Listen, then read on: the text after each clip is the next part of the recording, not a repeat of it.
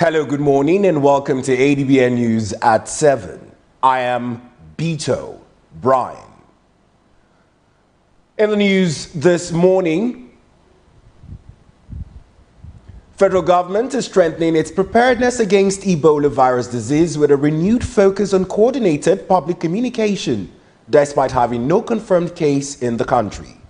The inaugural meeting of the Communication Subcommittee of the Presidential Task Force on Ebola virus disease preparedness and emerging public health threats brought together key government agencies, media organizations, and communication stakeholders in Abuja.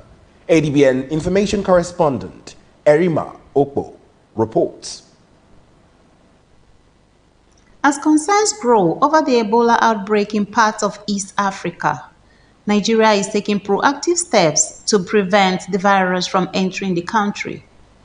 The Communication Subcommittee, chaired by the Minister of Information and National Orientation, Mohammed Idris, is one of the several subcommittees established following the inauguration of the Presidential Task Force on Ebola virus disease preparedness by President Tinubu on June 8. Speaking at Radio House in Abuja, the minister said the government decision to activate its response before recording any case demonstrates its commitment to protecting its citizens through early planning and coordinated action. The recent developments elsewhere in Africa remind us that infectious diseases know no borders. Our responsibility, therefore, is to remain vigilant while providing accurate information that reassures the public without creating any fear or panic. Communication is one of the most powerful tools in managing public health emergencies. The minister noted that the Communication Subcommittee brings together strategic stakeholders from across health and communication sector to harmonize public messaging and strengthen risk communication, stressing that effective communication remains a critical pillar in managing public health emergencies, warning that misinformation could undermine public confidence and response efforts. In Nigeria, however, I wish to reassure all citizens, again, there is no confirmed case of Ebola virus disease.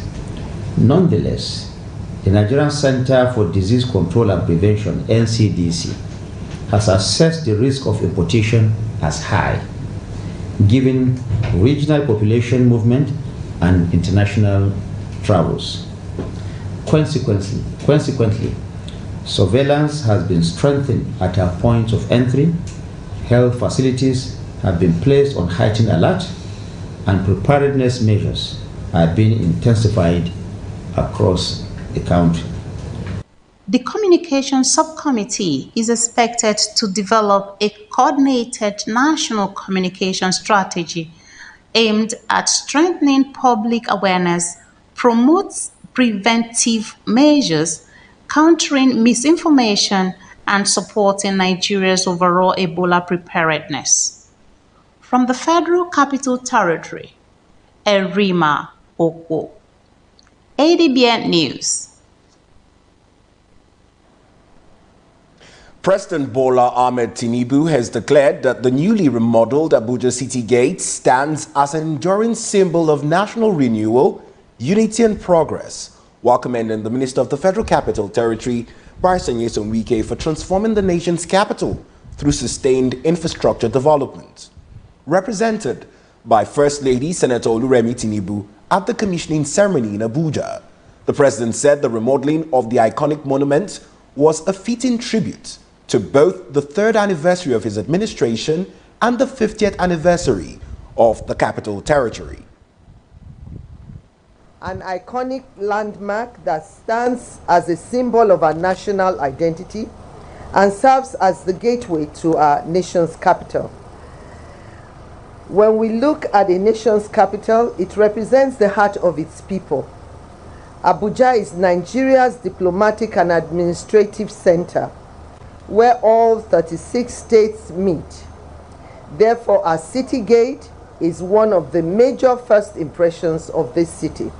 that welcomes visitors, reflects the character of our people, and communicates the pride our nation takes in its capital. In his address, the FCT Minister Barrister Nyesom Wike disclosed that the project originated from a directive by the First Lady, who insisted that the entrance into Nigeria's capital should reflect the statue of the country. You have come here now, you look as if there's some simple. It's not simple. If you know what they put in here on ground, you will be marveled. I know that by the time Her Excellency commissions this remodel city gate, and then you see the lighting, except somebody who does not like good thing. If anybody here likes good thing, and by the time she commissions this, and you see the waterfront and the lighting, you will know that, to the glory of God, we have arrived. The minister expressed confidence that Nigerians would appreciate the transformation, particularly the newly installed water fountain and lighting system, describing the project as another milestone in the renewal of Abuja. Moving on, the Senate has commenced legislative consideration of 2 executive bills transmitted by President Bola Ahmed Tinubu, seeking to reform Nigeria's criminal justice system and strengthen the administration of public senior secondary school education across the country. The first bill seeks to repeal the Administration of Criminal Justice Act 2015 and replace it with the Administration of Criminal Justice Act 2026, while the second proposes amendments to the National Secondary Education Commission Act. Reading the President's letter during plenary, Senate President Godswill Akpabio said the proposed ACJA 2026 is designed to modernize criminal justice administration within the Federal Capital Territory and other federal courts by addressing deficiencies identified in the implementation of the 2015 law. The reasons for the repeal of the extant Act and the re-enactment of the proposed Act of 2026 is to address certain legal, procedural, and institutional challenges that have been identified as hampering the effective administration of criminal justice in Nigeria under the extant Act of 2015. The challenges include delays in criminal investigations and prosecution, inadequate deployment of technology in criminal proceedings, inefficient coordination among criminal justice institutions, ineffective case management mechanisms, and limitations in the monitoring and evaluation of compliance with the provisions of the Act. Meanwhile, President Tinubu has also transmitted the National Secondary Education Commission Amendment Bill 2026 to the Senate for consideration. Senator Akpabio informed lawmakers that the Federal Executive Council approved the proposed amendments at its meeting of April 30, 2026, after which the Federal Ministry of Justice reviewed and finalized the draft to ensure compliance with constitutional and legislative drafting standards. The National Senior Secondary Education Commission Amendment Bill 2026. The purpose of the bill is to strengthen the administration and governance of public senior secondary education in Nigeria. The Federal Executive Council approved the amendment of the bill at its sitting on Thursday, 30 April 2026. The Federal Ministry of Justice subsequently vetted and finalized the bill in line with drafting standards and constitutional provisions. In consequence of the above, the desire of this administration to strengthening the educational institutions in the national interest, the National Secondary Education Commission Amendment Bill 2026 is forwarded to for legislative action. The Senate President subsequently referred both bills to the Senate Committee on Rules and Business for legislative processing. The committee is expected to report back within 1 week on the National Secondary Education Commission Amendment Bill, while the proposed Administration of Justice Act, ACJ 2026, is expected to be returned to the Senate within 4 weeks for further legislative considerations. The House of Representatives has rejected a proposal to suspend diplomatic ties with South Africa despite renewed outrage over killings and xenophobic attack on Nigerians. Lawmakers instead opted for diplomatic and legal measures. The debate followed a motion by Honorable Yusuf Gadi, who raised concerns over attack and alleged prosecution of Nigerians in South Africa, while citing the killing of 2 Nigerians, including 1 in police custody, while urging the federal government to summon South Africa's envoy and demand investigations. Worried, Mr. Speaker, that failure to decisively address this recurrent attack could further endanger the lives and properties of Nigerians living in South Africa. Continued inaction may embolden perpetrators and weaken confidence of regional institutions established to protect African citizens. Those recurring attacks threaten diplomatic relations, economic cooperation, and continental integration. The continuous killing of Nigerians abroad, particularly in South Africa, without adequate accountability, diminishes confidence in the collective commitments of African states. Honorable Billy Osawaru said past diplomatic efforts had failed and called for accountability while commending ongoing evacuation efforts. Why am I saying this? We as Nigerians, we have done everything. We have engaged them diplomatically. Mr. Speaker, it looks like we are being undermined. The sovereignty of Nigeria as a country is being undermined by the government of South Africa. Lawmakers proposed tougher measures, including compensation and legal action, but rejected a motion to suspend diplomatic relations. Deputy Speaker Benjamin Kalu said diplomacy remains the best approach, describing the attacks as unacceptable. The House then adopted the motion urging legal redress and referring the matter to the Foreign Affairs Committee. I don't think the reaction, the treatment that the country is getting in South Africa is something to be proud of, especially as Africans. South Africans are the first to promote Ubuntu. They are the ones that projected the philosophy of Ubuntu that preaches togetherness, that we are one. Why are they not practicing what they preach? We are hoping that the current government in that country will allow the history of their country to emerge. In another move, the House of Representatives has continued deliberations on a bill seeking to expand the funding base of the South-South Development Commission. The proposed amendment sparked debate at a public hearing, with stakeholders expressing differing views on a plan to require oil and gas companies to contribute 3% of their annual budgets to the Commission. At the public hearing organized by the House Committee on the South-South Development Commission, Speaker Tajuddin Abbas said the amendment would strengthen the Commission's financial framework and place it on the same footing as other regional development commissions. Committee Chairman Honorable Julius Pondi said the hearing was designed to provide stakeholders with the opportunity to contribute to the proposed legislation. In your opinion, as the supervising minister of all these commissions, do you prefer some over others? Do you have preference?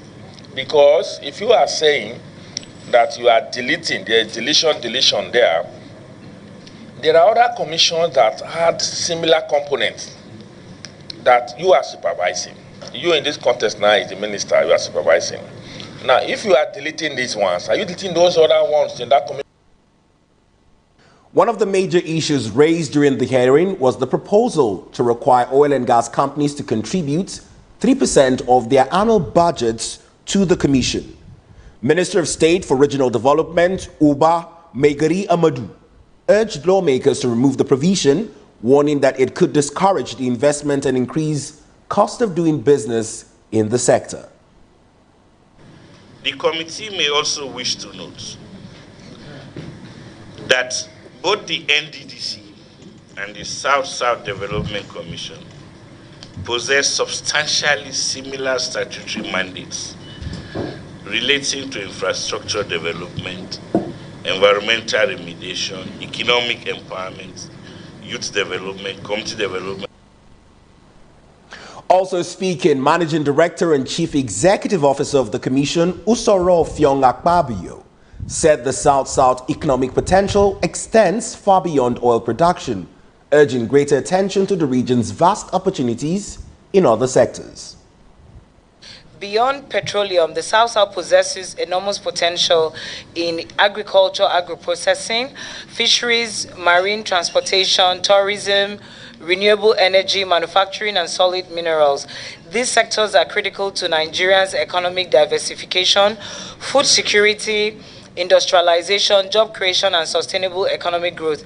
Yet, despite these enormous contributions to the national economy, the region continues to face significant development challenges, including environmental degradation, coastal erosion, flooding, pollution, inadequate infrastructure, unemployment, poverty, and long-term effects of intensive resource extraction.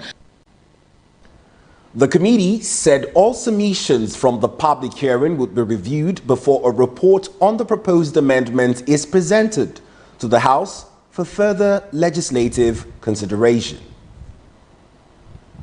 Moving on, Intergovernmental Action Group Against Money Laundering in West Africa, GIBIA, has raised concerns over the growing threats of money laundering, terrorist financing, cybercrime, and illicit financial flows across the ECOWAS region.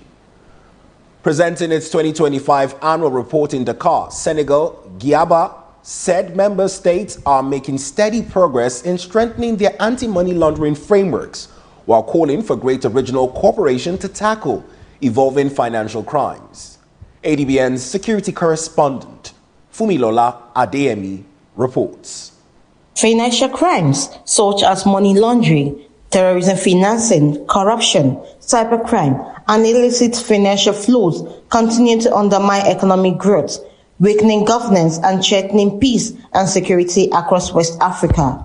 As criminal networks increasingly exploit digital technology and crypto assets, authorities say strong regional cooperation is critical to combating these evolving threats. Acting Director General Jello Cheno, who represented the Director General, Mr. Edwin Harris, said the region continued to face more sophisticated money laundering threats, driven largely by corruption. He adds that member states recorded steady progress in strengthening anti-money laundering and counter-terrorism financing framework through technical assistance, capacity building, national risk assessment, and support for financial intelligence units. The security of our states is inextricably linked to their financial security. In the face of terrorism, transnational crime, illicit financial flows, cybercrime, and new forms of economic crime, our response must be collective, coordinated, and resolutely regional.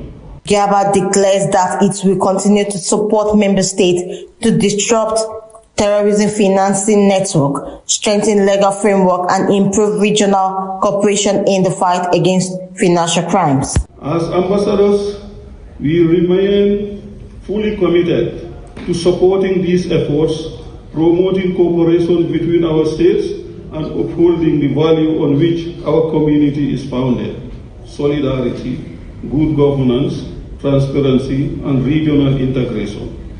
The organization also reaffirmed the continued full membership of Burkina Faso, Mali, and Niger, stressing that the fight against money laundering and terrorism financing must remain above political differences. As the tenure drew to a close, Director General Edwin Harris expressed confidence that GIBIA will continue to lead efforts to build a more transparent, resilient financial system and promote peace, security, and sustainable development across West Africa. Fumilola Adeyemi, Adbn News. Governor Peter Mba of Enugu State has called for financial autonomy for proposed state police services, urging that they enjoy first-line funding from the Consolidated Revenue Fund and be backed by sustained investments in modern security technology. Speaking at an Arise News town hall in Abuja, where he argued that any state police framework should balance national standards with local operational authority. Citing Enugu's security reforms since 2023, Governor Mba said investments in AI-enabled surveillance cameras, a unified command and control center, and the distress response squad have reduced violent crimes by over 90%. He noted that states already bear significant security costs and should be adequately empowered to protect lives and support economic growth. You're watching Adbn News. We'll be back with more stories and reports. Stay tuned.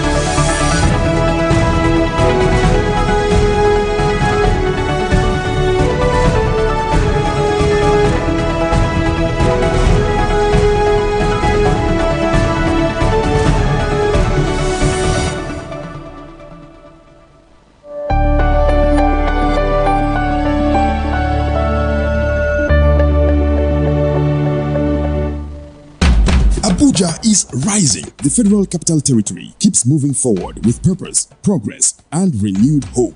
Join the Federal Capital Territory Administration as we continue to celebrate the commissioning of landmark projects and flag off new ones under the visionary leadership of President Bola Ahmed Tinubu GCFR by the Honorable Minister of the FCT, His Excellency Barrister Nyesom Ezenwo-Wike, and Honorable Minister of State FCT Dr. Maria Mahmood in commemoration of the 3rd anniversary of the administration of Mr. President.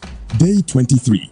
On Friday, the 10th of July 2026, the President, Asiwaju Bola Ahmed Tinubu, will commission access roads, power and water supply to the informal sector layout, Wassa District, Abuja. Venue, Wassa Informal Sector Area.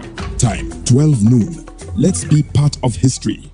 The Federal Capital Territory Administration, building infrastructure, preserving history, empowering communities, transforming lives.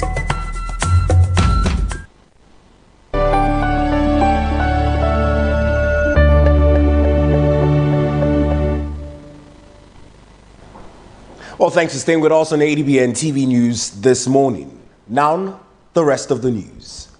President Bola Tinubu and Lagos State Governor Babajide Sanwo-Olu have called for stronger partnerships between government, civil society organizations, and community groups to drive sustainable development in Nigeria. The call was made at the National Summit of Civil Society Organizations and Community-Based Organizations held in Lagos. Represented by the Secretary to the Government of the Federation, Senator George Akume, President Tinubu said the Nigerian First policy places the welfare of Nigerians at the center of government decisions while supporting inclusive and sustainable development. This summit aligns firmly with the goals and objectives of our renewed hope agenda and the 8 presidential priority areas of this administration. Our administration's priorities are clear and direct. Reform the economy for sustained inclusive growth, strengthen national security, boost agriculture to achieve food security, unlock energy and natural resources for sustainable development, enhance infrastructure and transportation, focus on education, health and social investment, accelerate diversification reindustrialization, and digitization. Also speaking, Governor Sanwo-Olu described civil society as a key partner in democratic governance and called for advocacies that is factual, constructive, and patriotic. He said Lagos has strengthened citizens' participation through open budget processes, town hall meetings, and consultations across major sectors. Distinguished delegates, the challenges before our nation are well known. Issues of insecurity, economic hardship, youth unemployment, and the corrosive effect of misinformation and distrust. But so too are assets. We have assets of resilience, of a people that are enterprising, an extraordinary youthful population that is innovative, that is very sound and smart. We've got abundant national endowment and a democracy that for all its imperfection has endured and has matured for over a quarter of a century now. The question, therefore, for this summit that they must answer is the merchant of divisions to define who we are. National convener of the summit, Kunle Yusuf, said the platform has 60,550 registered civil society organizations, community-based organizations, faith-based organizations, and non-governmental organizations across Nigeria, with more than 15,000 implementing programs aligned with the United Nations Sustainable Development Goals. The objective of this summit is to strengthen the multiple stakeholder collaboration for national development, promote inclusive government and civic participation, review progress on SDG, climate change, and climate financing, mobilize partnership, investment, and technical support for grassroots impact, facilitate policy dialogue and knowledge exchange, establish a framework for grant intervention and global partnership support system with data optimization. Over 50 years, the civil society is speaking with one voice for the first time. The theme of this civil society organization is to partner appropriately with renewable agenda and prioritize national interest above sectional or donor interest. For many families in Akwa Ibom State, what should have been an ordinary rainfall became a life-changing tragedy. Homes were submerged by floodwaters, livelihoods were washed away, and years of hard work lost within hours. As residents begin picking up the pieces, many are asking a difficult question. Could this disaster have been prevented? Adbn's correspondent Rebecca Edit completes the report. What started as a downpour quickly turned into scenes of despair across several communities in Akwa Ibom State. From a back road to Nkemba, Iboko Fort, Ukana Fort, Nwaniba, Ikamban Sukara, Nsukara Fort, Idoro Road by Nui Koritam, Shelter Extension, Kalabaitu Road and Ikorekpene Road. Flood waters submerged homes, cut off access routes and left many residents stranded. For countless families, the flood did not just damage property, it swept away cherished possessions, sources of income and a sense of security built over many years. In Nkemba, the human cost of the disaster is especially heartbreaking as families struggle to come to terms with losses they say could take years to recover from. Everybody living downstairs is being affected.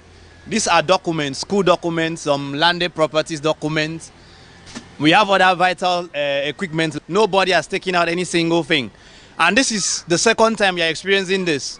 About 2 years ago, this happened and nothing was being done. We struggled on our own to start up all over.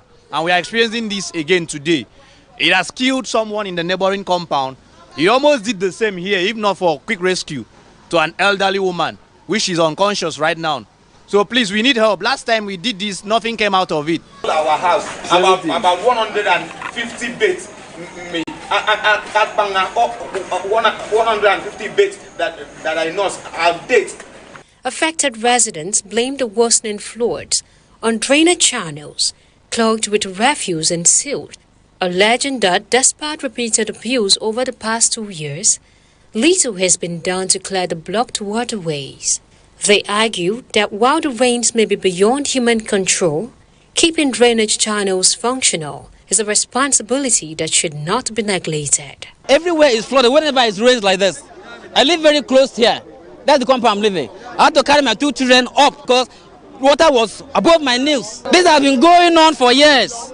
We have been calling radio stations, calling on the government to come and rescue us. Nobody agrees to come. And now we cannot enjoy it anymore. It's killing our livestock, killing our mothers and parents. We are dying. Let government come and rescue us. Residents are now calling on the Akwa Ibom State government and the Ministry of Environment, as well as the Akwa Ibom State Environmental Protection and Waste Management Agency, to urgently clear blocked drains, remove accumulated waste, and implement sustainable flood control measures to prevent communities from experiencing the same tragedy each rainy season. For them, emergency relief is important, but lasting solutions are even more critical. I've lost 7 of them with my cow. Even my motor had been soaked with water. I don't remove anything in my house. If I'm sober enough to get this in, 9 of them have died, and my pup have died, that means I'm nothing. So for now, what I need the government to do, they should come to our back roads and meet the people that have this problem and open these gutters at least. The appeal comes as the Nigerian Meteorological Agency, NIMET, recently listed Akwa Ibom among 27 states at risk of flash flooding. The agency warned that continuous rainfall has left the ground heavily saturated, increasing the risk of flooding, particularly in low-lying communities and areas with inadequate drainage. NIMET also urged residents to keep drainage channels free of refuse, monitor weather forecasts, and avoid walking or driving through flood waters. As another spell of rain looms, many families remain anxious, not knowing whether the next downpour will force them to start all over again. For those who have lost homes, livestock, businesses, and treasured belongings, this is more than a weather event.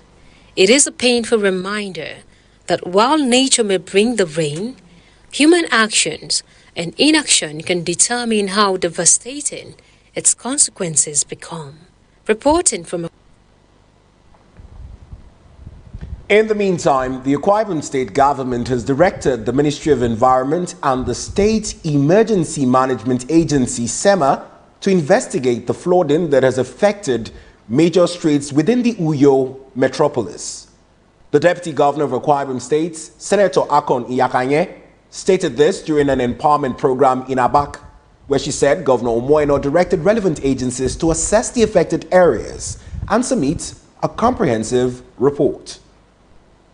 The governor of Akwa Ibom State, whose concern for the citizens is number one, made calls and directed immediately that we should move out to identify the areas affected and get a quick intervention procedure for the flood, the water to be drained out. And that was done as soon as we woke up this morning. The Deputy Governor also urged residents to stop dumping refuse in drainage channels, warning that such practices contribute significantly to flooding, which could lead to the destruction of homes and farmlands. We want to appeal that blockages is caused by human beings. The refuse that we dump in front or inside the culverts will block the free flow of water, hence the flooding. Some people will go ahead and build structures on drainage lines so that when that movement starts, we will all understand that all this will be done to ensure the safety of the people of Akwa Ibom State. Challenges with affording rent across Nigeria is drawing attention from several quarters, with stakeholders blaming the situation on economic realities, rental facilities features, as well as the insatiable greed of some landlords. Adbn correspondent Precious Ukeje has the report.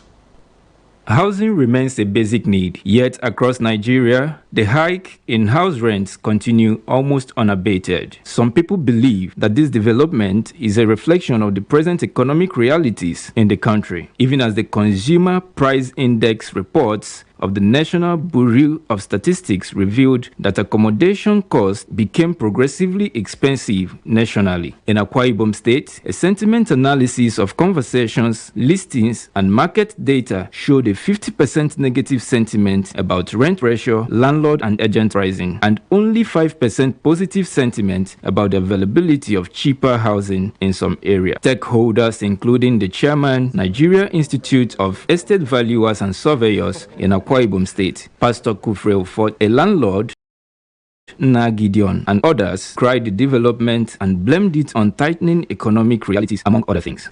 Astronomically high. This is not surprising because the direct response to the rural-urban drift we're experiencing in this state. Where I'm staying, basically, I was not up to a year. Then my landlord woke up one morning telling me that he's going to increase my house rent. Hardship has struck on most of the landlords, and they think maybe because they can use as a source of money, they are taking advantage of their houses. You have to increase rent following the economics ups and downs. Without that, you can't meet up. Similarly, while Pastor Ford debunked the alleged involvement of estate valuers in the rent crisis, he and other citizens advanced solutions. The first step towards reversing the trend is in ensuring, this is about government now, it's in ensuring that the prices of building materials comes down. Buying cement as of today is between 12 and 13,000. That is not sustainable. That's not affordable. There is no way the common man, a civil servant that earns below 100,000 or about 100,000 a month, can afford to pay a decent accommodation. The leaders of this nation has to do something about, one, importation. Two, when we talk of Nigeria being a state of consuming, not producing, at least if by the time the nation is producing, house should be more affordable to everybody.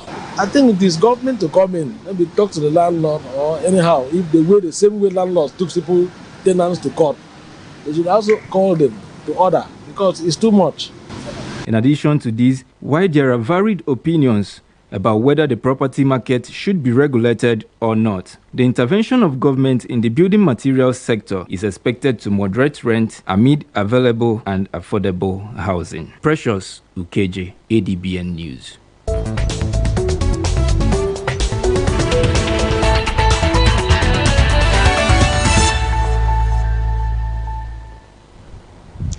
And now to news from the sports desk. France booked their place in the semi-finals of the 2026 FIFA World Cup with a convincing 2-0 victory over Morocco on Thursday night. Kylian Mbappe made amends for an earlier missed penalty to score his 8th goal of the tournament in the 60th minute and inspire the French team to victory. Just 6 minutes later, Ousmane Dembele doubled France's advantage with a low drive that found the net, despite Bonu getting a hand to the ball. Mbappe's 8th goal of the tournament draws him level with Lionel Messi in the scoring charts, although the French captain now leads the Golden Boot race on assists. France would either face Spain or Belgium in Tuesday's semi-final in Dallas. And that's it on ADBN TV News. Remember to watch us live on DSTV channel 258, on Star Times channel 140, Avo TV app, Limex World TV app, and Niger TV app. For more stories, visit our website on www.adbntv.com. You can also watch us live from every part of the world by logging on to www.adbntv.com/live. I am Beto Brian, thanking you for watching. Good morning.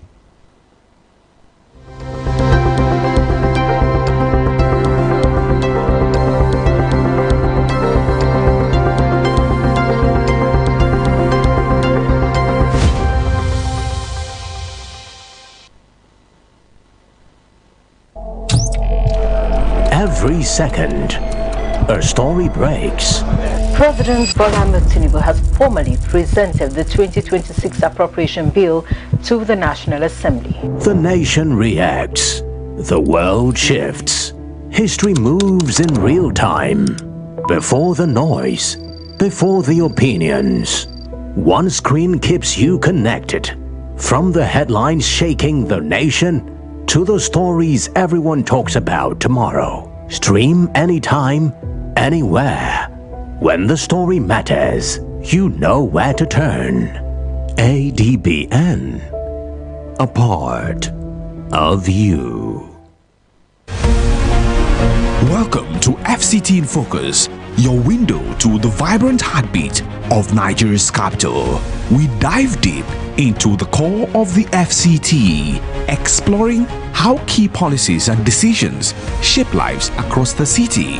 From exclusive insights into the FCT administration to voices from the streets, we bring you stories that matter. Catch FCT in Focus every Saturday and Sunday at noon.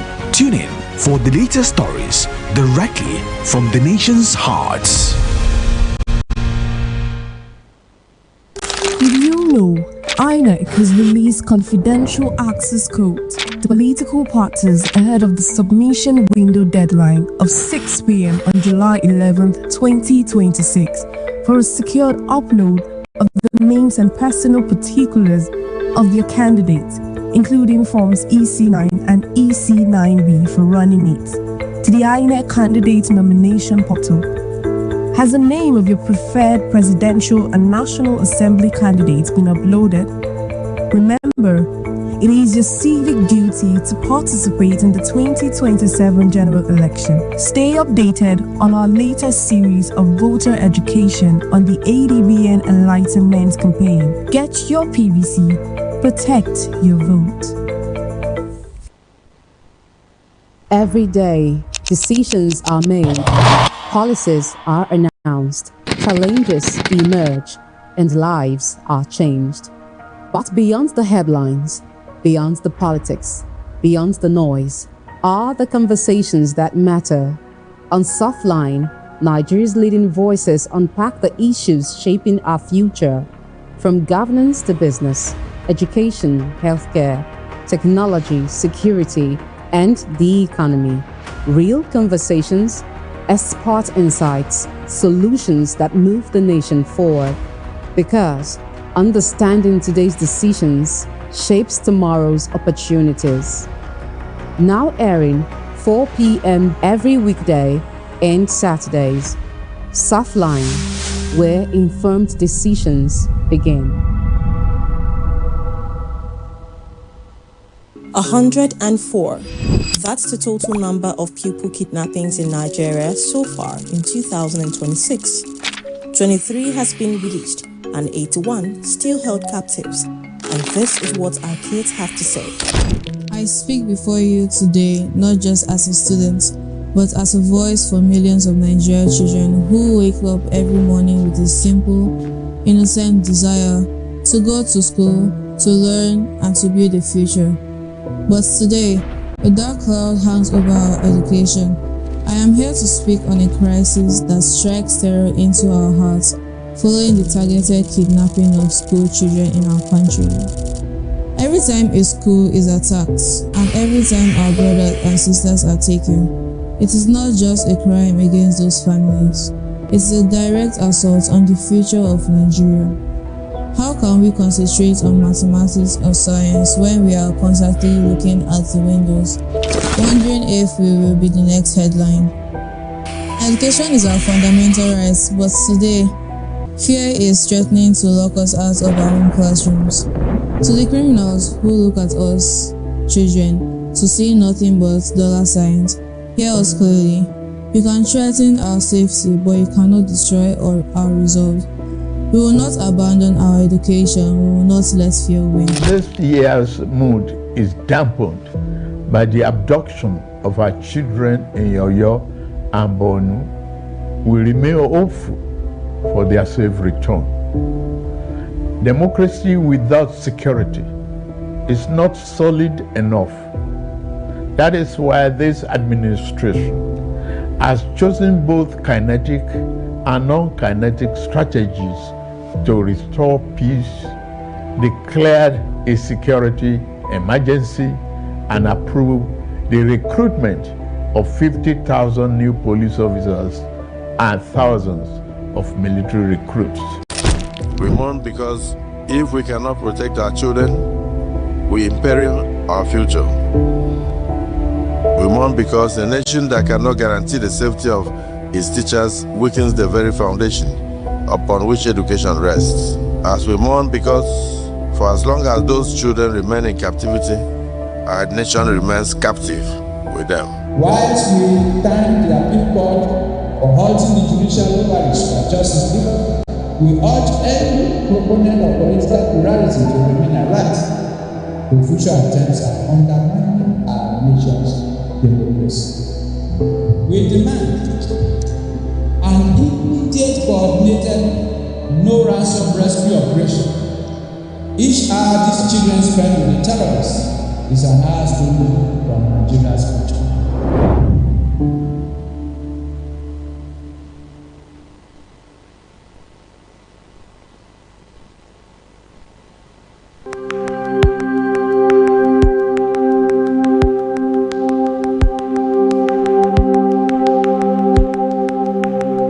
Welcome to the Niger Delta, a region of incredible beauty and stark contrast.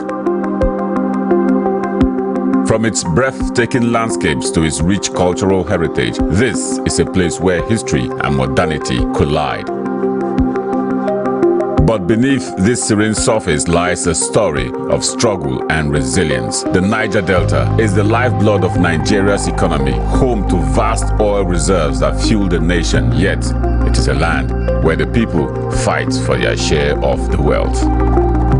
Join us on the program Niger Delta Today as we explore the heart of the Niger Delta, discover the vibrant cultures, the struggles for environmental justice, and the stories of the people who call this place home. This is the Niger Delta, a land of contrast, a story of resilience, a journey of hope. Don't miss our exclusive series, Niger Delta Today, every day at 12 noon, only on Adbn TV. Witness the untold stories, experience the journey, be part of the change.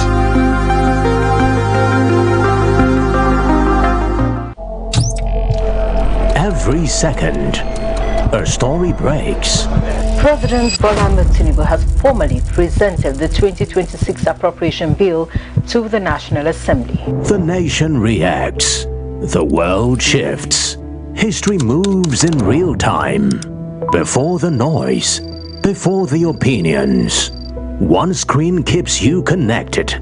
From the headlines shaking the nation to the stories everyone talks about tomorrow. Stream anytime, anywhere. When the story matters, you know where to turn. Adbn. A part of you.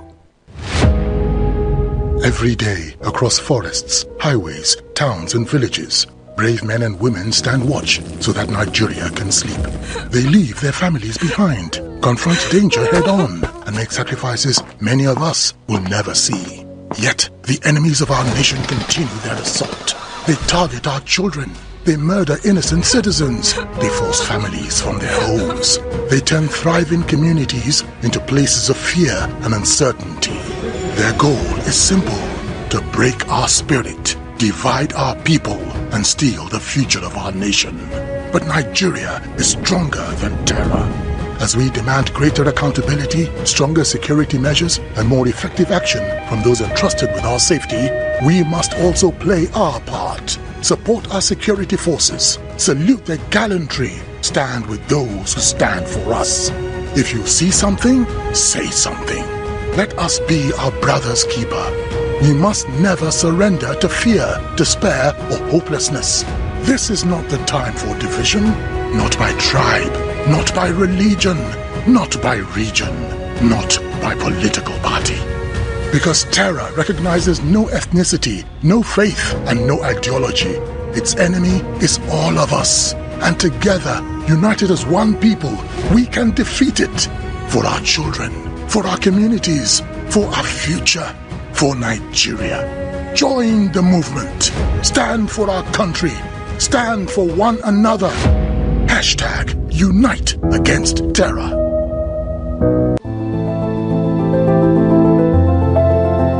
It doesn't take a pandemic or an epidemic to know that clean hands save lives. Hand washing is essential anytime, anywhere to protect your health. So keep washing your hands, not just when they're dirty, but even on the go. Stay safe, stay healthy, keep your hands clean.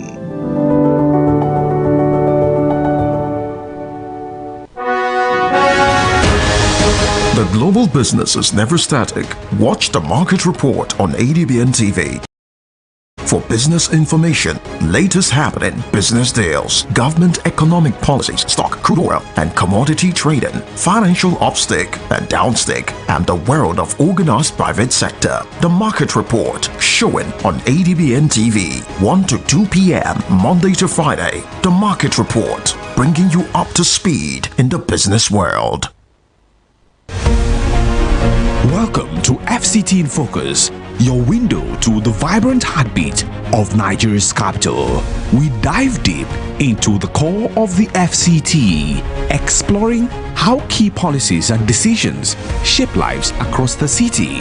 From exclusive insights into the FCT administration to voices from the streets, we bring you stories that matter. Catch FCT in Focus every Saturday and Sunday at noon. Tune in for the latest stories directly from the nation's hearts.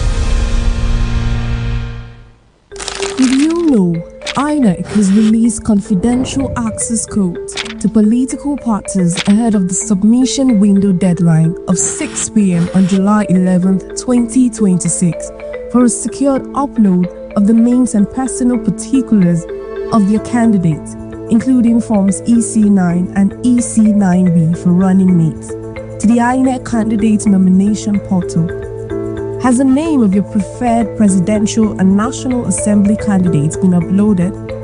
Remember, it is your civic duty to participate in the 2027 general election. Stay updated on our latest series of voter education on the Adbn Enlightenment campaign. Get your PVC, protect your vote. What started as a downpour quickly turned into scenes of despair across several communities in the Akwa Ibom State.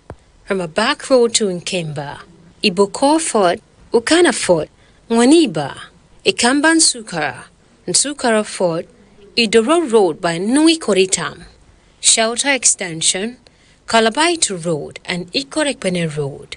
Flood waters submerged homes, cut off access routes and left many residents stranded. For countless families, the flood did not just damage property, it swept away cherished possessions, sources of income and a sense of security built over many years. In Nkemba, the human cost of the disaster is especially heartbreaking as families struggle to come to terms with losses they say could take years to recover from. Everybody living downstairs is being affected. These are documents, school documents, landed properties documents. We have other vital equipment. Nobody has taken out any single thing. And this is the second time we are experiencing this. About 2 years ago, this happened and nothing was being done. We struggled on our own to to start up all over. And we are experiencing this again today. It has killed someone in the neighboring compound. He almost did the same here, if not for quick rescue, to an elderly woman, which is unconscious right now. So please, we need help. Last time we did this, nothing came out of it. Our house, about 150 beds, 150 beds that I know are dead. Affected residents blame the worsening floods on drainage channels clogged with refuse and silt, alleging that despite repeated appeals over the past 2 years, little has been done to clear the blocked waterways. They argue that while the rains may be beyond human control, keeping drainage channels functional is a responsibility that should not be neglected. Everywhere is flooded whenever it's rains like this. I live very close here. That's the compound I'm living. I had to carry my 2 children up because water was above my knees. This has been going on for years. We have been calling radio stations, calling on the government to come and rescue us. Nobody agrees to come. And now we cannot enjoy it anymore. It's killing our livestock, killing our mothers and parents. We are dying. Let government come and rescue us. Residents are now calling on the Akwa Ibom State government and the Ministry of Environment, as well as the Akwa Ibom State Environmental Protection and Waste Management Agency, to urgently clear blocked drains, remove accumulated waste, and implement sustainable flood control measures to prevent communities from experiencing the same tragedy each rainy season. For them, emergency relief is important, but lasting solutions are even more critical. I've lost 7 of them with my cow.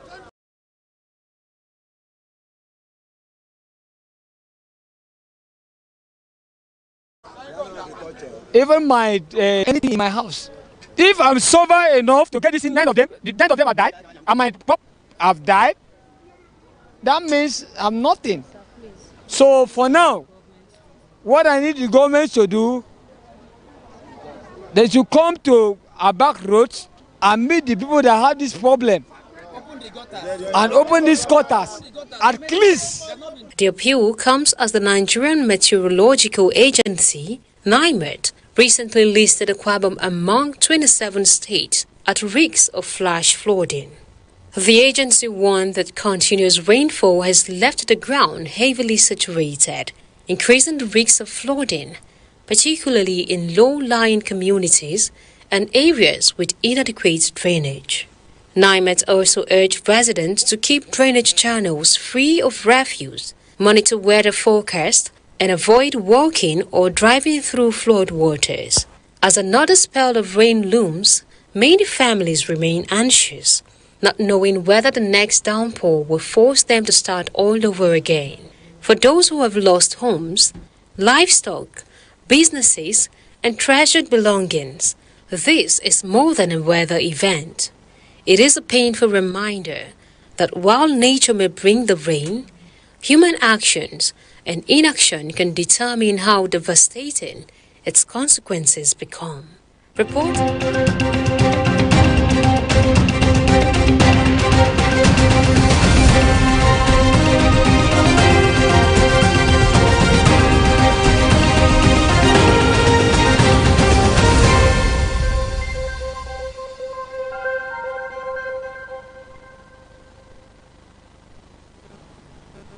Hello, good morning, and a warm welcome to ADBN's flagship program, Morning Express. My name is Chijioke Kafo, and I'm not alone in the studio this morning and being joined by my colleague and co-host, Cynthia.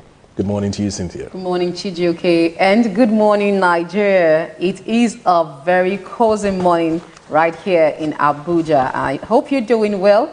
This morning, there are a lot of news making the headlines, part of which the federal government is looking into increasing the salary earnings of the military, and also some governors in their states are clamoring for state police, which does not exclude the governor of Anambra State, talking about Soludo, who has asked a lot of requirements for the government to actually establish the state police. Stay with us as these and more unfolds on the newspaper review this morning.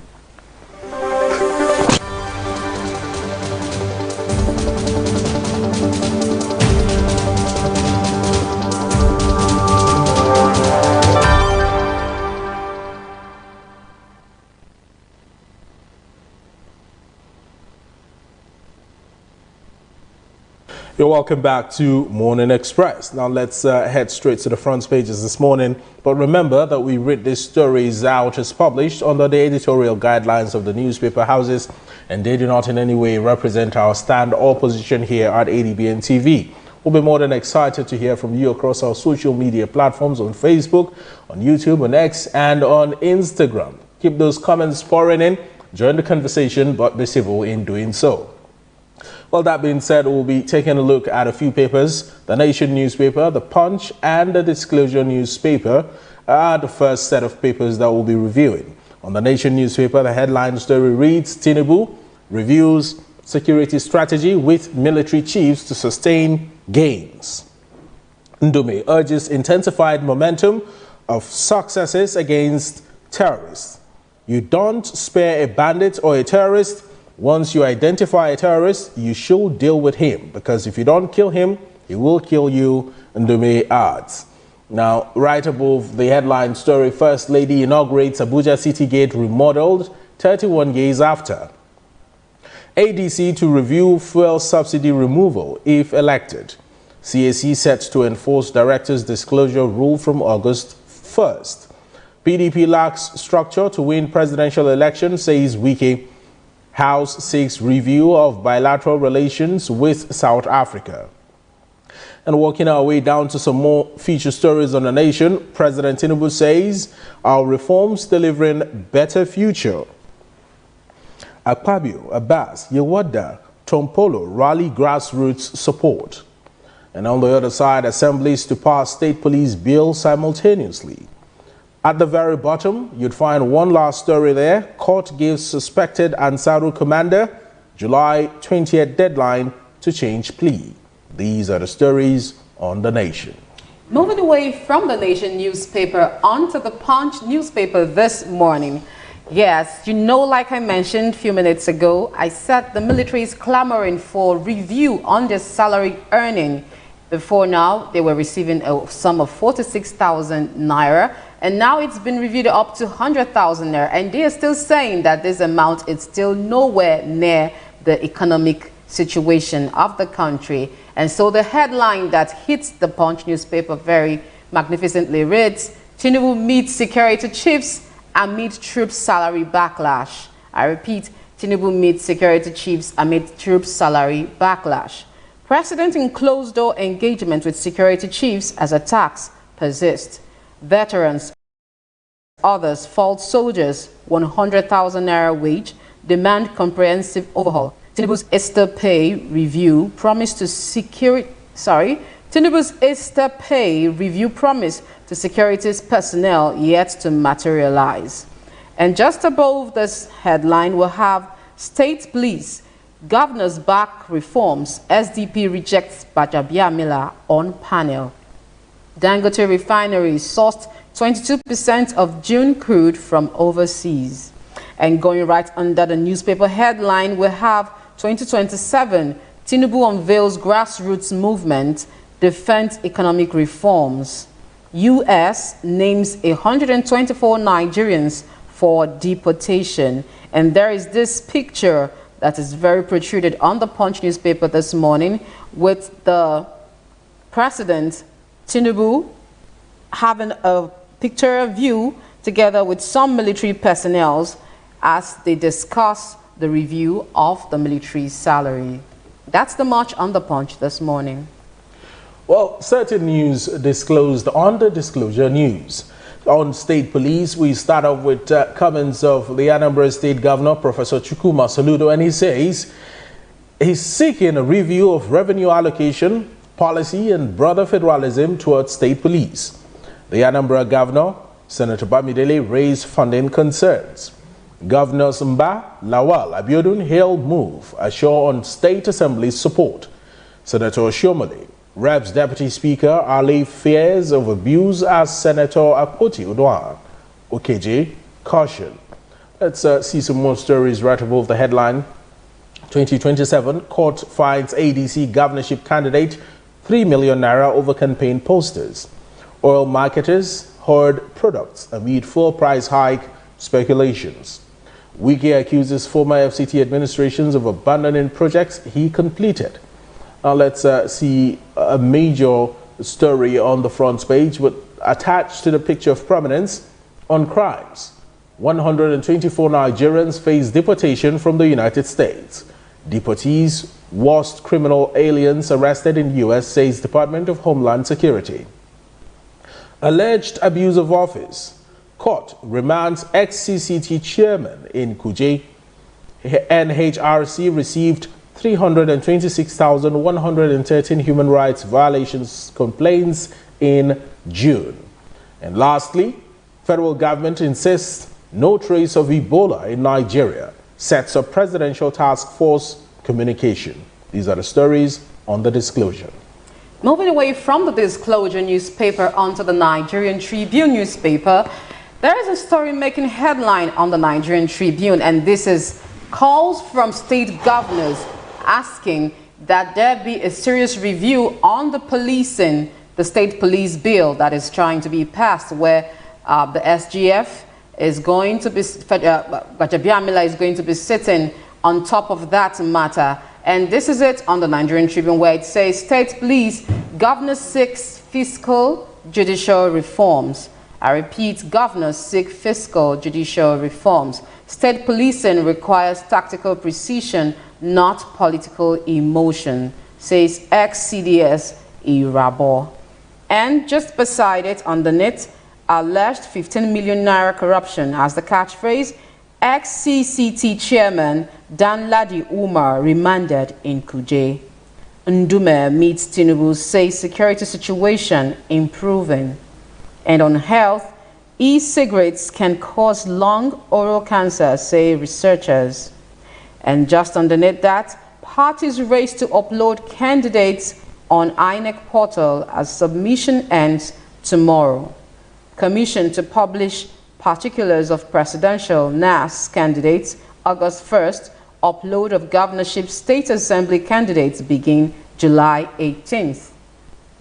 And across on the other side of the paper, I won't betray Nigerians' trust. Reform will deliver better future, says Tinubu. He says sacrifice laying foundation for future generations. And going just above the news that made headlines on the Nigerian Tribune, will have U.S. publishes names, photos of 124 Nigerians facing deportation over criminal convictions. State approves 404 billion naira police trust fund budget for 2025 and 2026. Adelabu, Folarin, Buhari, Olaniyan meet. Resolved to work for Tinubu's victory, silent on oil governorship. And that's it on the Nigerian Tribune.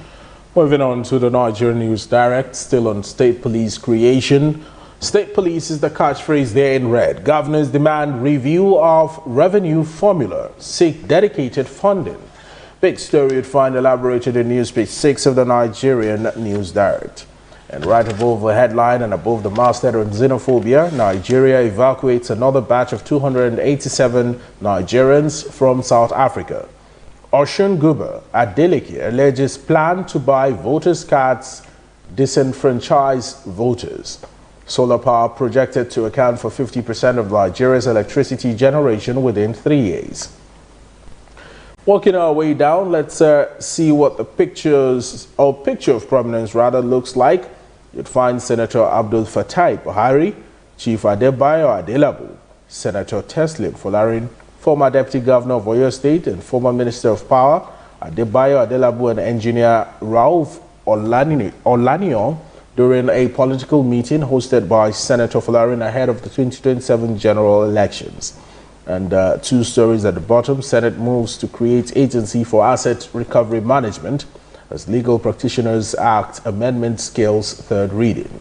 And lastly, Shetima orders NCC, NEMA to collaborate on nationwide adoption of 112 emergency number. These are the stories on the Night News Direct. Moving away from the Nigerian News Direct onto Daily Sun newspaper this morning, the story making headlines on the Daily Sun newspaper says xenophobia, reps seek review of bilateral relations with South Africa, demand probe of death of Nigerians and others. And just above it, a catchphrase 2027, nothing must happen to Obi, says Atiku. Federal government's response to threats against Obi's life worrisome, says Kwankwanso. And just above it, governors, senators differ on state police funding. Mba presses for financial autonomy, invests in technology. States should earn more than center, says Soludo. And going under to the rider, we have Fulani militants, worst perpetrators of Christians' genocide in Nigeria, says the U.S. lawmaker. I repeat that, Fulani militants, worst perpetrators of Christians' genocide in Nigeria, says U.S. lawmaker. U.S. releases list of Nigerians set for deportation. Ex-CCT chairman Umar remanded in Kuje prison. Fraud allegations against Gbajabiamila, rubbish, madness, says Wike. Says federal government IGR jumped from 9 billion to 40 billion after TSA exit. And that's it on the Daily Sun newspaper this morning. From the Daily Sun, we move on to yet another paper in the news, the Daily Trust newspaper, which has a story regarding the Orire abduction and abductions in Borno State as families of abducted pupils continue to wait for their release. Families of Oyo Borno pupils still waiting. That's the big story on Daily Trust more than 50 days after. And right above that, ex-Code of Conduct Tribunal chair remanded over alleged fraud. U.S. releases names, photographs of Nigerians on deportation list. How thugs killed Islamic teacher in Bauchi State. And some more stories on the Daily Trust at the bottom. Nigeria's stock overtakes South Korea as world's best performing. More stories on the Daily Trust. You'd find man allegedly stabs father to death in Rivers. EFCC arraigns Mieti Allah leader Bodejo over alleged $2.33 million fraud. Crude price drops to $76 amid renewed Middle East tensions. And pictures inserted on the front page from Adamawa, Delta, Plateau, Jigawa capture members of the National Youth Service Corps, NYSC, Batch B Stream 1 during their passing out ceremony across states yesterday. These are the stories on the Daily Trust. Moving away from the Daily Trust newspaper this morning onto the Daily Monitor. And the news-making headline on the Daily Monitor seemed to be that coming from Zamfara Governor. Zamfara Governor has aired his opinion, and he's saying that ransom payment is a no-no, as he said this will increase the rate at which kidnappers will keep kidnapping their victims. And the news says, paying ransom only fuels kidnapping, other criminal activities. Paying ransom only fuels kidnapping, other criminal activities, says Zamfara Governor. Says he rejected 300 million naira ransom demand for his kidnapped brothers. Insists he would neither negotiate with nor pay criminals under any circumstances. Moving above this news headline, we have Tinubu declines accent to RMRDC, CIPSM bills over legal concerns. S&P Dow Jones places Nigeria on 2027 Frontier Market Watch List. APC's concerns is 2027, not kidnapping, not hunger, says the ADC. Benga Hashim sues AP, INEC, urges courts to uphold him as party's presidential candidate. And just above this, insecurity. Senate approves 2025-2026 Police Trust Fund budgets. Going down to the rider, we have this news that says, I won't betray Nigerians' trust. Reforms will deliver better future, says Tinubu. And that's it on the Daily Monitor. Well, we have more news stories to review this morning, but let's see if we can take a break. And when we return, we hope to have our guest here in the studio to speak to some of these very important issues and matters in the news. Do well to stay with us. Morning Express continues after the break.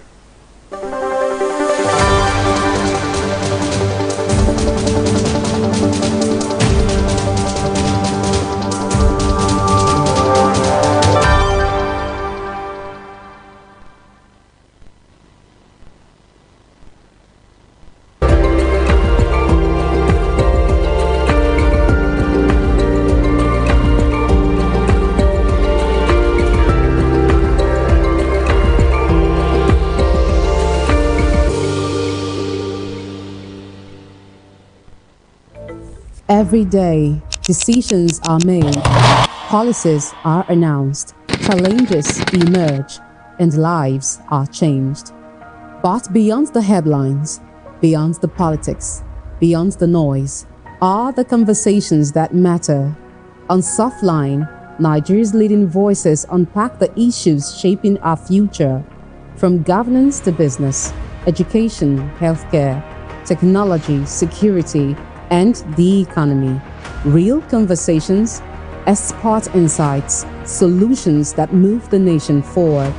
Because understanding today's decisions shapes tomorrow's opportunities. Now airing 4 p.m. every weekday and Saturdays. Softline, where informed decisions begin. 104. That's the total number of pupil kidnappings in Nigeria so far in 2026. 23 has been released and 81 still held captives. And this is what our kids have to say. I speak before you today not just as a student, but as a voice for millions of Nigerian children who wake up every morning with a simple, innocent desire to go to school, to learn, and to build a future. But today, a dark cloud hangs over our education. I am here to speak on a crisis that strikes terror into our hearts following the targeted kidnapping of school children in our country. Every time a school is attacked, and every time our brothers and sisters are taken, it is not just a crime against those families. It's a direct assault on the future of Nigeria. How can we concentrate on mathematics or science when we are constantly looking at the windows, wondering if we will be the next headline? Education is our fundamental right, but today, fear is threatening to lock us out of our own classrooms. To the criminals who look at us, children, to see nothing but dollar signs, hear us clearly. You can threaten our safety, but you cannot destroy our resolve. We will not abandon our education. We will not let fear win. This year's mood is dampened by the abduction of our children in Yoyo and Bonu. We remain hopeful for their safe return. Democracy without security is not solid enough. That is why this administration has chosen both kinetic and non-kinetic strategies to restore peace, declared a security emergency, and approved the recruitment of 50,000 new police officers and thousands of military recruits. We mourn because if we cannot protect our children, we imperil our future. We mourn because a nation that cannot guarantee the safety of its teachers weakens the very foundation upon which education rests. As we mourn because for as long as those children remain in captivity, our nation remains captive with them. Whilst we thank the appeal court for halting the judicial overreach by Justice Gibbon, we urge any proponent of political plurality to remain alert to future attempts at undermining our nation's democracy. We demand an immediate, coordinated, no ransom rescue operation. Each hour these children spend with the terrorists is an hour stolen from Nigeria's country.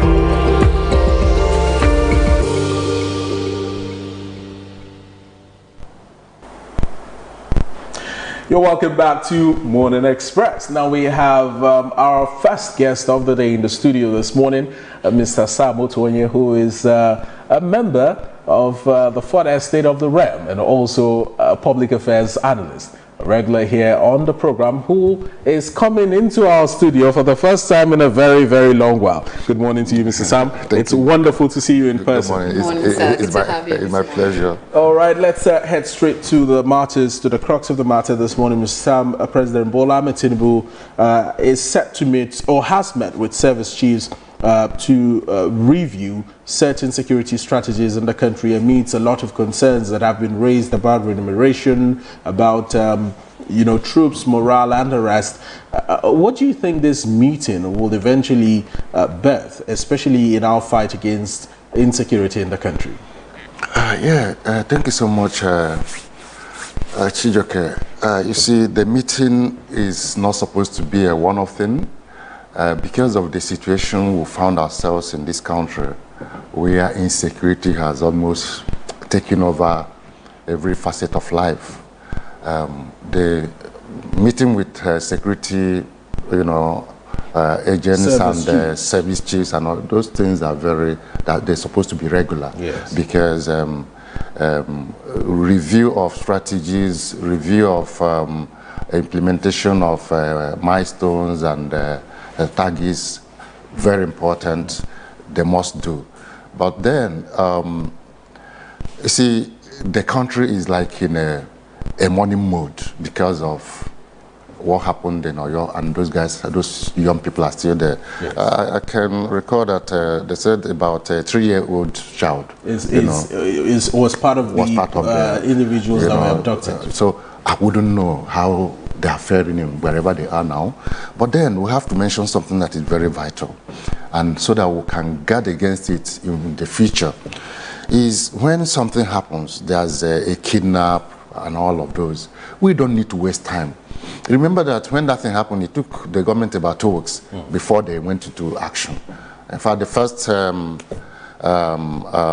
release from the government was the deployment of forest guards. Forest guards, about 1,000 of them. At that point, that was not needed, because they should have done something more drastic. Before we get to the kinetic, measures being adopted by our military to address some of these challenges facing the country security-wise, let's talk about troops' morale. Let's talk about issues of remuneration. Of course, veterans of the Nigerian Armed Forces, retired generals, and the rest have specifically faulted the comments of the chief of the Minister of Defense, General Christopher Musa, who had stated that soldiers now receive a minimum of 100,000 naira, and they are saying that needs to be reviewed. If you remember, earlier this year, the president had also promised, an Easter package or a salary review for members of the armed forces in Nigeria, but that has yet to materialize. How important do you think the issue of remuneration is in ensuring that the morale of the soldiers are kept high, and to also ensure that when they are out there battling insecurity, they understand and they have a feeling that the country really thinks and cares about them? Yeah, thank you so much. You see, remuneration is something that doesn't have any option. When you're working in a place and you're well paid, I used to be in the bank, and I can tell you that I was a manager. When we come for managers meeting, everybody had an iPad, good phone, everybody looking sparkling, and you see, so you feel so happy to be in such an environment. And I tell you something, when I read the story of what General Musa said, retired, I was like, 49,000 naira? Incidentally, he didn't talk about when it happened. He only talked about the increment, because I would have loved to know when the 45 or 49,000 naira was being paid to the soldiers. Because sometime last year, somebody told me that the brother in the army was earning about 90,000. So I wouldn't know when the 49,000 naira, even at 100,000, it is not enough at all. You see, motivation is all about what, the benefits you're getting from what you're doing. Just as you're working here, if your salaries are very good and you're happy, you put in your best. When you are not happy about what you're doing because of, the package, honestly, you will not do much. It happens everywhere. It's just like a standard. In fact, it is said that when we were in the bank, there was this saying that you pay peanut and hire monkeys. That is exactly what it is. Demotivated staff, you can't get the best out of them. So as a matter of fact, they need to upgrade soldiers' salaries. 100,000 naira is a no-no, given what they're passing through. Oh my God. You see, those guys should be remunerated. They should. In fact, the allowance, sometime in this country where we heard about how they were withholding the allowances and all of those, and you begin to wonder, who could be doing that to these guys that are in the forest and at the war front? It is not. Now, yesterday we saw the Minister of Defense, General Christopher Musa, commissioning some armored vehicles and artillery in Sokoto State, alongside the Sokoto State Governor and his entire cabinet. And part of the things that he stated, apart from the fact that soldiers now earn a minimum of 100,000 naira, he said that on no account should any soldier wait for an order before they shoot a terrorist that is actively firing at them. That if you wait for an order, or if you receive an order about withdrawing or not firing, that is a treasonable offense. General Christopher Musa is no longer in service in the sense of being a military man. He had done his bit. He served as Chief of Army Staff, served as Chief of Defense Staff, and now as Minister of Defense. How weighty are these words, and do you think it will have any impact at all in how the troops operate out there in the field?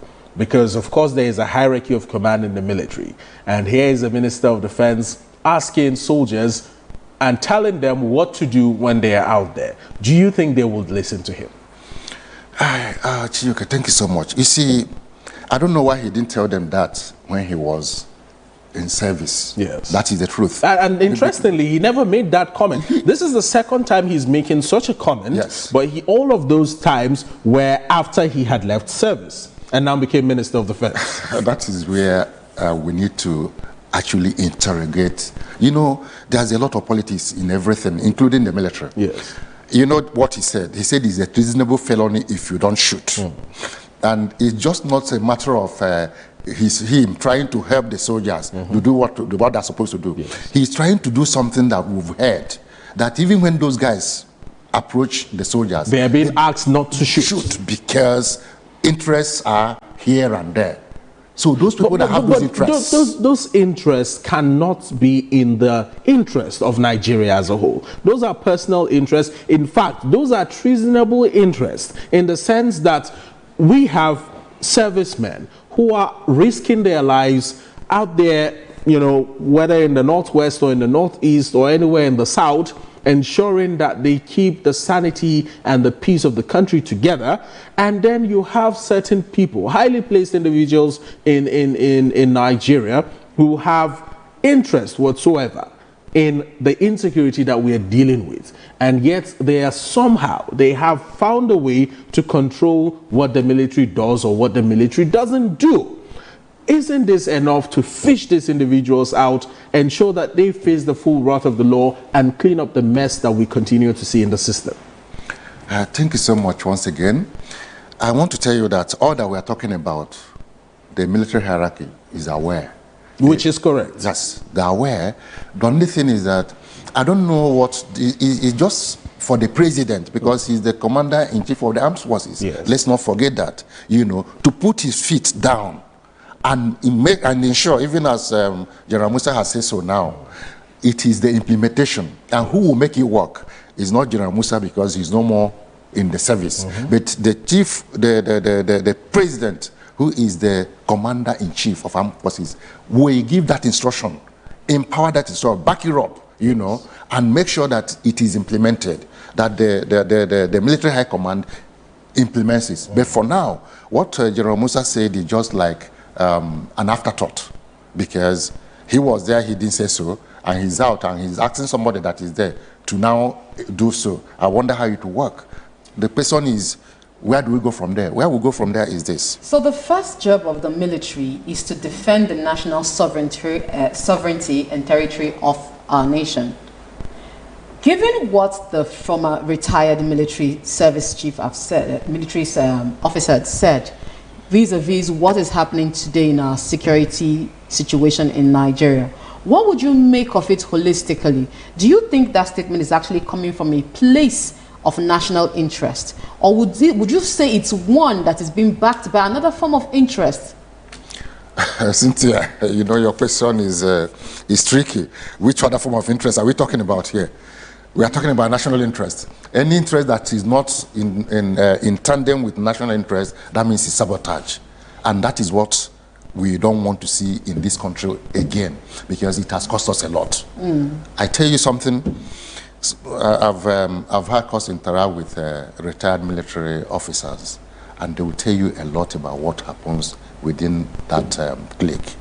And I want to tell you that, look, if the military, if they say this, just as we've always said, that if this terrorism, if Nigeria wants it to stop, it will stop. There's no two ways about that.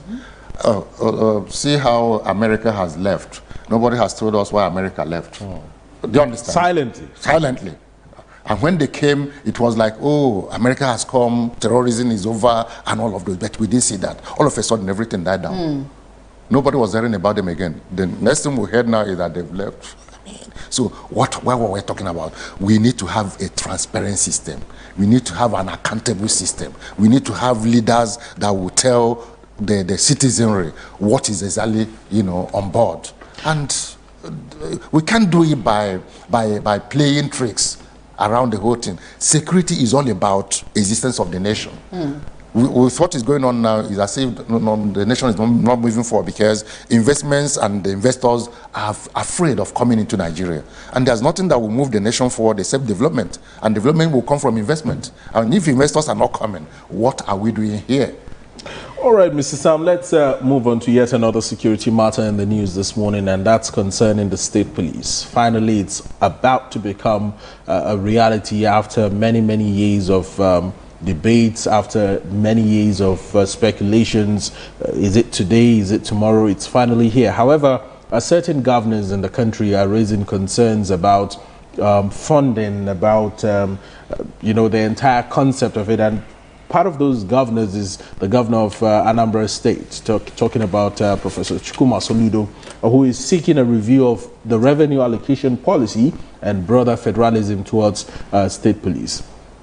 From your perspective, Mr. Sam, has this come to solve our security challenges, or will it, as some people are alleging, further embolden the impunity that some governors are already exhibiting?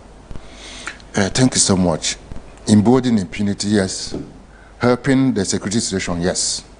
But how do you marry these two? Yes. You see, when we see the final output, the final document on this police, state policing, we will now know what they want to achieve, because there must be a situation where the federal government will have a say in what goes on in the states in terms of security. They won't leave it entirely for the governors, because they know what the governors, you know, so many of them are very rascally, so they can do anything with it. But one thing that is certain is that state policing is a way to go. I tell you something, even right now, the vigilantes in communities are doing a lot. Yes. In fact, I saw one from around my place where they saw some guys on a motorbike, and they were like, who are these guys? They ran after them, stopped them. Some of them ran into the bush and all that. They caught them, they went into the bush, got 4 of them with guns and all of those, and about 4 were still missing in the bush, and the youth were still in the bush looking for them. You can imagine. Now, relating to this, I just want to give you 2 scenarios to see how we can put this on a scale and measure it out. There have been incidences where people were lynched unfairly and wrongly due to the fact that either vigilantes or just a group of community members mistook them for what they were not. The woman who was lynched in Kaduna State, the other soldier who was also almost killed in Kaduna, he was beaten, and you know, and then eventually he was taken to the hospital, and all of these things happened because some set of individuals who were rightly afraid of the security situation in their community felt that those individuals that were lynched were a security threat at the time. How do we put measures in place to ensure that people are not killed unnecessarily and wrongly in such incidences? And the second part would be regarding the impunity of the governors. I saw a video yesterday on social media where the convoy of the Ebonyi State governor was on transit, and a car had broken down, I think in the middle of the road or just blocking the road in some way. His security details came down, swarmed around the vehicle, and then with the butts of their guns and whatever they were holding, they shattered all the windows and all the glasses, on that vehicle, and even threatened to beat up the driver. They did that, and then they joined the convoy, and the convoy drove away. This is not even state police. So what would happen if such an incident happens where the governor has a full police structure at his disposal? Wouldn't that further embolden and elevate what we have seen in such a case like the one in Ebonyi State? Just answer to these two questions before we move on. Yes, thank you so much. You see, the two questions, wonderful. Identification, yes, in terms of who are you. Exactly. See, that one doesn't take anything. And vigilantes taking laws into their hands. Taking laws into their hands. But I want to tell you something. If you are caught in possibly in a village and you are asked who you are, you should be able to identify yourself properly, because your hands are clean, you are not there for any sinister situation. So why should you be talking left and right? Because that is when they get worried, when you begin to tell them stories that are identities that are not matching. So you should be able to identify yourself, and when you do so, it should also be verifiable. Because if you say you're from the neighboring community, they should know somebody who knows you there. So I don't think a stranger will come from nowhere and is found in a community, and they're asking you who you are. You say you're from Ogun State. You're Ogun State in Imo State, in a community in Imo State. What are you doing here? You should be able to explain. And I think if you do that, they will not kill you. They will not harm you. One thing I know about that situation is that those people they harm, those people they kill, they didn't explain themselves. They didn't identify themselves well enough to show that they were there for one business or a Lego transaction. That is the truth about it. And then on the side of the police and the policing, you see, that thing boils down to the kind of attitude we have in this country. Yes. How can a governor be in a convoy and his security details are out there causing mayhem on the road? For what now? This is not the first time we have the right to come down. You're not a statute. You come down and say, hey, what are you guys doing? What's going on? You should control them. You should detail them before you even. There should be, a form of training for those guys, because they do what you're saying so much. They think the road belongs to them immediately on that convoy, and they think that anything is. Some people are even arguing that. Some people are arguing that whatever blocks the governor's convoy, either the governor or perhaps a minister, in the instance or in the case of the FCT minister now, who is almost serving as the governor of the Federal Capital Territory, that whatever blocks that convoy is seen as not just a security threat, but if the security details fail to clear the road as at when they are supposed to clear it, it is also a treasonable felony. Is that correct? It's also a treasonable felony. You see, some of these things embolden, the kind of rascality we have here. What is a treasonable felony? That somebody's car broke down. Yes, I know.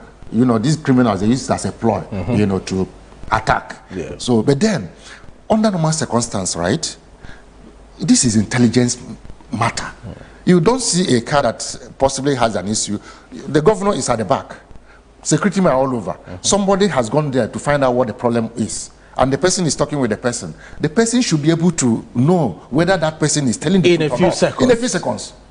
And not to smash their windows. You just come and say, hey, what are you doing here? Boom, boom. You don't do like that. This is not Banana Republic for So, Mr. Sam, I want to ask, given the request that the governor of Anambra State, Mr. Soludo, is asking, He said for the police reform, he's requesting that there be a state court of appeal. He's also requesting that the allocation coming to the states should be one of 60%, while the federal has 40%, and also asking for a unicameral legislature. Do you think all of this is coming at the right time, and do you think this state has what it takes to actually handle the state policing? Cynthia, thank you so much. You see, state policing, they shouldn't overblow that matter. That matter shouldn't be an issue of controversy. Because when you talk about give us more money, or right now they say they're giving them more money because of the subsidy removal, that states are getting so much money right now. So the only thing they must do is, if the federal government feels like, okay, with this added responsibility, we need to part with some money to them. That's what they need to discuss and find out how much they should give. It's not supposed to be a controversial issue at all. And the issue of, you see, I think Soludo is going towards regionalism, regional government. That is what I see, more of a state policing thing. Because all these requests that he's making now, they look as if he wants to go the direction of a regional government. And if that is what he wants, he should come out and let us know, because Nigerians are interested in regionalism. Because the regional government we had in the 60s, they work for this country. So if we go back to regional government, it is okay by us. So it's not a matter of state policing. State policing shouldn't take us all that protocol at all. It's a simple thing. Well, everybody has accepted it as, you know, the way to go. Why not talk about, okay, how much are you going to give us to, you know, enable us carry out this this added. After all, the federal police, you know, the federal government was taking care of it. So now that it's been devolved to states, to subnationals, I mean, it's the same way they will just say, okay, we're going to part with a social percentage of money to you, and then you run it. And then what I said earlier is, federal government should not leave the entire policing, state policing thing in the hands of the states. There must be a clause where federal government can come in to intervene where and when necessary. All right, Mr. Sam, I beg your pardon. Mr. Sam, it's been 50 days plus since the Orire abductions took place in Oyo State. And just recently I saw an interview where Mr. Peter Obi stated that Governor Seyi Makinde told him that Mr. President has still not put a call across to him as the chief security officer of the state, you know, to talk about the Orire abduction, even though the president sent a high-powered delegation to the state to commiserate with families of the abductees. What do you make of this entire theatrics playing out in Oyo State? The governor says the president has not called him, the president has not called the governor. Aides of the president are saying that it's not the duty of the president to put the call across, the governor should have reported to the president, and all of this back and forth, all the while the abductees are still in captivity 2 months after. Chijoke, honestly, what is going on in this country is very saddening. You see, they play politics with everything. You know, Seyi Makinde is his opponent, the president's opponent, because he's also interested in the presidency. In the presidency. And what are we talking about? Yes, the governor should have called the president to say, because he's his boss, no matter what the situation is. As long as he's still in government now, he's his boss. So he should have called him. That respect. Yes, that respect. So see what happened in my state, or even though I know that you are aware, but I just want to formally let you know, and see how you can assist us and all. It doesn't take him anything. But what I've seen is, you know, this, everybody is trying to show that without you I can survive. It doesn't work. Teamwork is the way to go. So the governor, Makinde, honestly, he's wrong in that respect. He is very wrong, because I've been in position of power. I was a manager. I know how you relate with my regional manager, area manager, zonal manager, EDs and all that. You don't wait for them to call you. That is not what it should be. You call them and say, sir, see what is going on in my branch. You know. So as a matter of fact, Governor Seyi Makinde should apologize to the president. To the president. That is the truth. But how about the abductees? You have not said anything about them. I'll tell you something about the abductees. You see, this is the same politics they play. That's why the help that came from the federal government, the presidency, came late. Because they felt Makinde, this is your being in an opposition. But shouldn't the spirit of inclusive governance take center stage, regardless of party affiliation, being that this is a very serious, sensitive security matter that involves children? You are talking about inclusiveness when we are running a divisive government. That's the kind of leadership and governance we run in Nigeria. Immediately you grab power, every other person that is not aligning with you is your enemy. Just the other day, P2B was shouting and crying that his life is being threatened and all of those. So what are we talking about? Yet he has not become any president, anything. Election is not here yet. I mean, and all of those. So, but what I'm saying in essence is this. Yes. Those guys in the bush should be the paramount, the priority, and nothing more. Until they bring them back, even the governor, the president, all of them cannot be settled. Their minds cannot come down. The nation will not forgive them because of those guys that are there. Even the election that we are talking about will not go down well if those children are still there before the election, until the election. So what am I talking about? What they should do is to work together. Governor Makinde should quickly call the president and apologize to him and let them. You know what I read last week? That those guys were airlifted from the bushes in Oyo State, to Kaduna. And I was like, who would have airlifted them? Do you understand? So there are fingers and hands that we are not seeing. And now General Musa was telling us yesterday, right, that those guys are threatening and that if they advance, they will kill them. And what is the way out? I thought, you know, the U.S. was there before when that thing happened. Yes.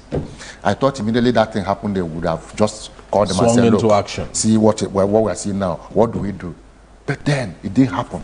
And here we are. They are in a fix right now. They don't know whether to advance and get those children out or those guys will kill them and all. It's a very great dilemma for this nation. And something must be done because we all know that if they want to do it, they will do it and they will achieve it. All right, Mr. Ben. Thank you so much, Mr. Sam. I'm afraid this is all we have to take on Morning Express with you this morning. We've been speaking to Mr. Sam Otoye, who is a journalist and also a researcher and a public affairs analyst here in the studio. We'll take a break. When we return, we'll hope to join our security correspondent, Fumilola Ademi, to debrief us on the current happenings where she is in Dakar, Senegal. Do also stay with us.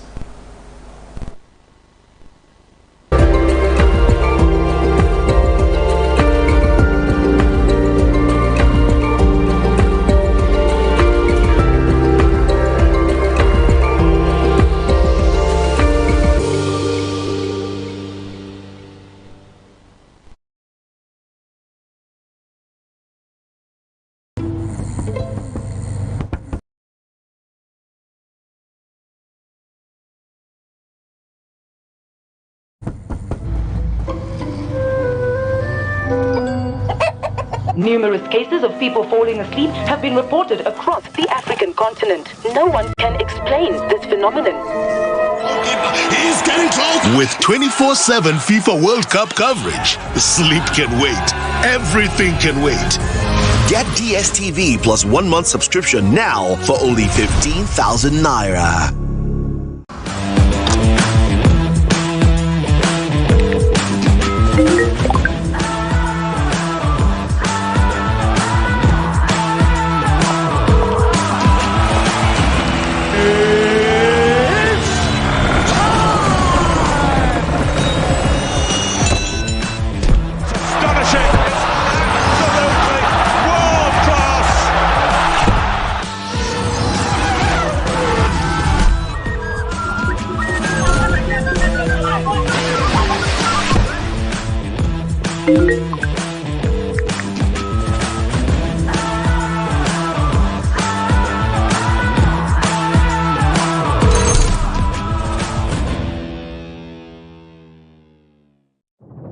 There are stories that make the heart race.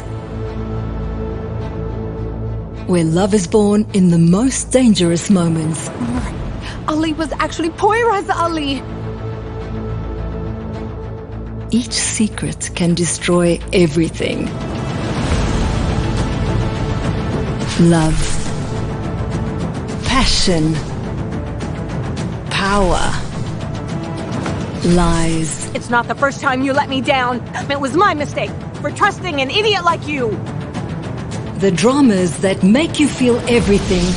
Catch the sizzling episodes of Sins and Roses at 4 p.m., Domenica Monteiro at 5 p.m., Be My Sunshine at 6 p.m., and Avenida Brazil at 7 p.m. Central African Time. Only on Novelas Plus.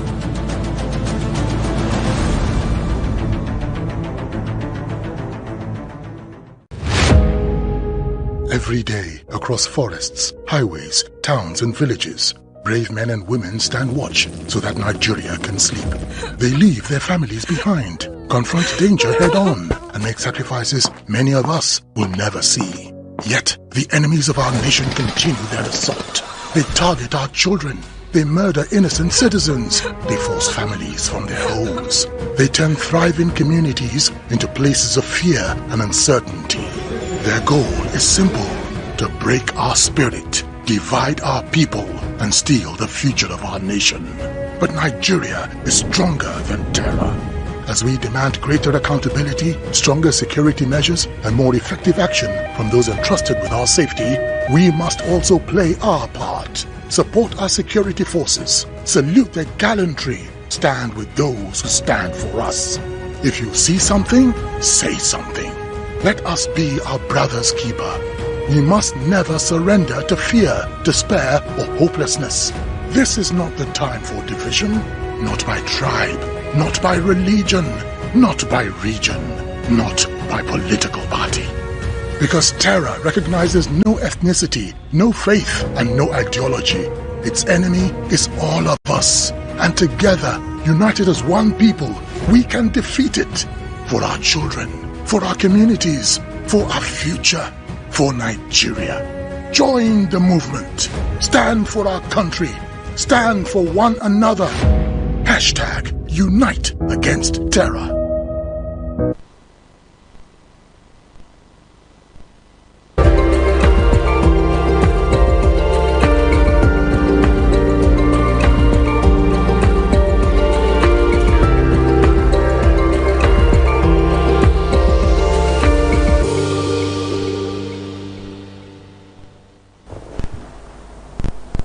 And you're welcome back to Morning Express. Now we have in the studio our security correspondent, Fumilola Ademi, who has just returned from Dakar, Senegal, where she attended the Intergovernmental Action Group Against Money Laundering in West Africa Summit. For me, it's wonderful to have you join us this morning, and welcome back to Nigeria. Thank you so much. Well, tell us, how was it? Before we get to Giaba, let's talk about the jollof in Senegal. You know, there's been a lot of argument online talking about Ghana jollof, Senegalese jollof, Nigerian jollof. In just one word, which jollof is better? Over 10 or over 100? Over 10. Over 10. I'll pick Nigerian jollof. Perfect. That's a true Nigerian right there. That's a true Nigerian. Well, Fumi, let's get into Giaba. Tell us about what it's all about. We understand it's a movement against money laundering in West Africa, and also to, in some way, stop illicit inflow of cash, that's monies that are being used to finance terrorism in West Africa. But from your perspective as a security correspondent, having been there and having engaged with the stakeholders, tell us what it is all about in general. Okay. Giaba is all about fighting terrorism, financing, money laundering. And when we talk about money laundering, I want you to understand that it's just a way of polishing this thing. It's just to make getting money from unclean source and trying to make it clean, to make it feel like, okay, we are getting this money in the right channel. Yes. And also, Giaba also fights against terrorism financing. There is those that are using the public fund to either directly or indirectly sponsor terrorism in the region. In the region. Talking about the Gerber also point out this increasing terrorism group in the Sahel and Lake Chad Basin. And this, you agree with me, it's putting the region on the edge, because the region is now facing national security threats. We're having economic sabotage, all due to this reason. Illicit flows that are coming in. So if we can tackle this as a joint region, if we come together to fight against the illicit flow of financial crime, then we can say that yes, security will come to a reasonable level. Well, for me, from the report presented by Gerber, which you were there, what are the major security threats of, driving money laundering and terrorism financing across West Africa, which Nigeria has had its own fair share of terrorism in the Boko Haram insurgency that we have had in the northeast? And why do you think Nigerians should be concerned about some of these indices driving terrorism, not just in Nigeria, but sweeping across West Africa? Okay, according to the Gerber report, just as we said earlier, the major or the biggest threat we have is one is evasion of taxes, then illicit financial flow. Then we also have the organized crime, the increase in organized crime. And what's really giving these things further is the our access to virtual assets. Then the fintech, the increase of fintech So you're talking about cryptocurrency and the rest. These are means, because they go unchecked, these are means that in the groups, terror groups can finance terror activities in countries. There is an incident in Kaduna, I think 4 months back, where some persons were kidnapped, and they were not asking for physical cash. They were asking to be paid in Bitcoin. Wow. You understand? So these persons actually know their accounts can be traced. Yes. So, and Bitcoin accounts take a very long process to track, except the money is being moved. And Bitcoin, you know the way it works, it doesn't, you don't need to even move the money or the assets quickly. So it can take a longer time. And that is why I think the investigation into asset recovery, when it comes to this fintech, it takes longer process. Interesting. It takes longer processes, because you can have your Bitcoin account and in a year you've not transferred the money, but money are coming in. Now, getting to know where this is coming from, especially when you are sending from a visible account to a fintech account, it's always a tedious process.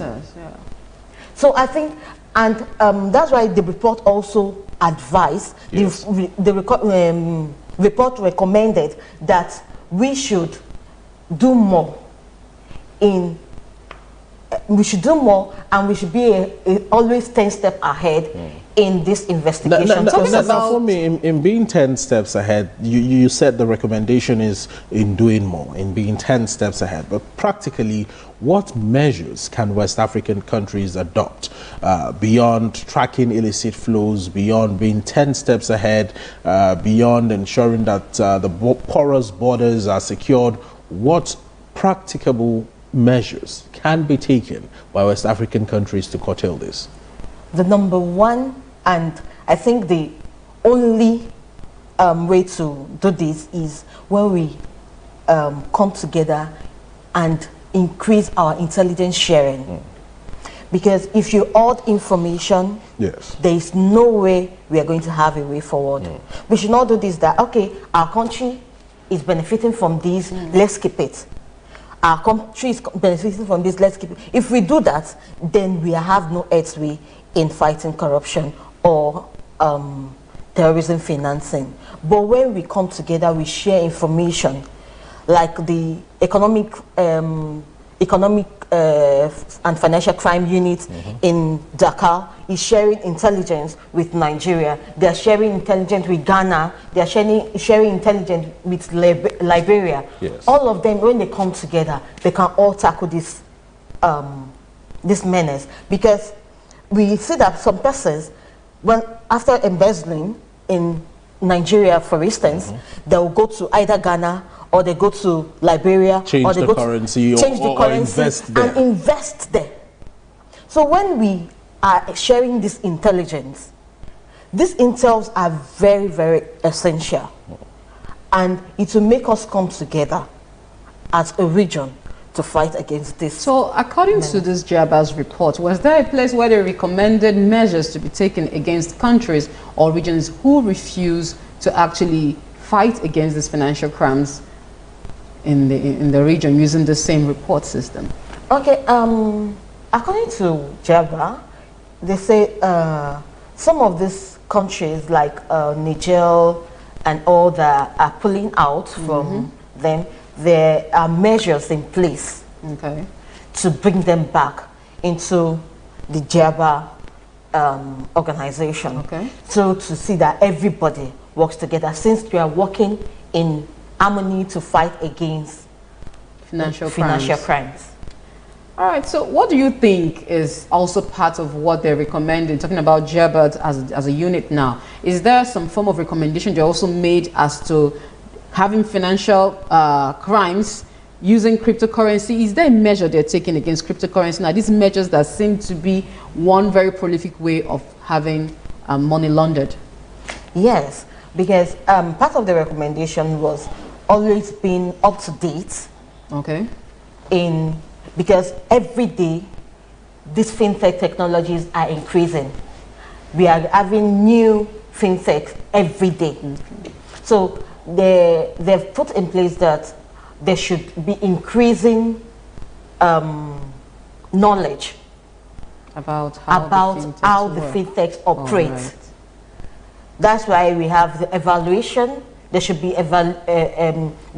regular evaluation of this fintech to know which new thing is coming in and how to tackle it. Proactively tackle it. All right. Well, for me, just one more question before we let you out of the studio. Let's talk about Burkina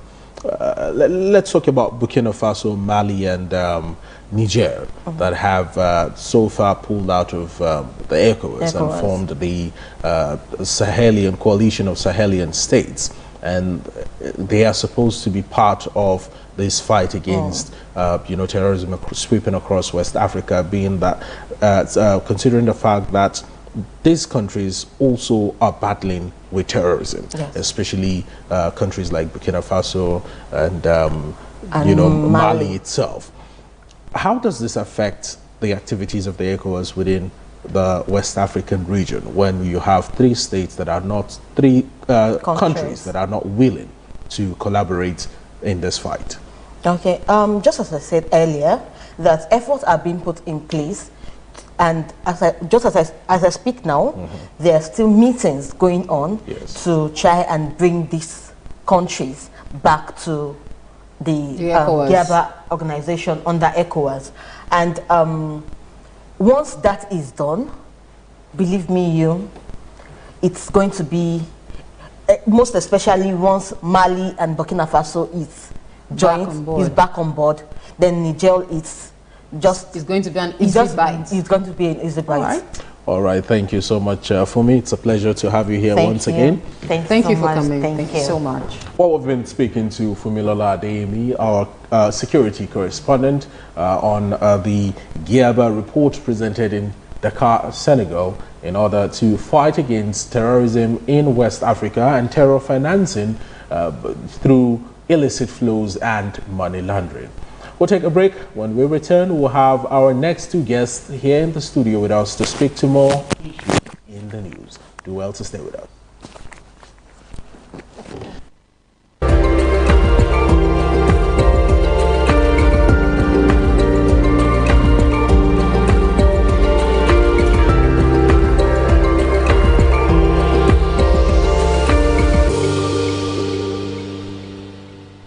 Financial crimes such as money laundering, terrorism financing, corruption, cybercrime, and illicit financial flows continue to undermine economic growth, weakening governance and threatening peace and security across West Africa. As criminal networks increasingly exploit digital technology and crypto assets, authorities say strong regional cooperation is critical to combating these evolving threats. Acting Director General Jello Cheno, who represented the Director General, Mr. Edwin Harris, said the region continued to face more sophisticated money laundering threats driven largely by corruption. He adds that member states recorded steady progress in strengthening anti-money laundering and counter-terrorism financing framework through technical assistance, capacity building, national risk assessment, and support for financial intelligence units. The security of our states is inextricably linked to their financial security. In the face of terrorism, transnational crime, illicit financial flows, cybercrime, and new forms of economic crime, our response must be collective, coordinated, and resolutely regional.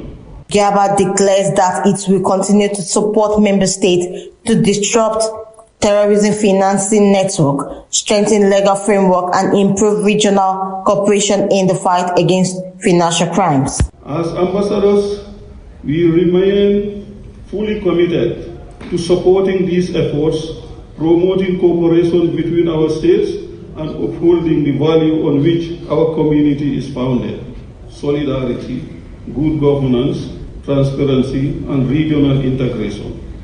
The organization also reaffirmed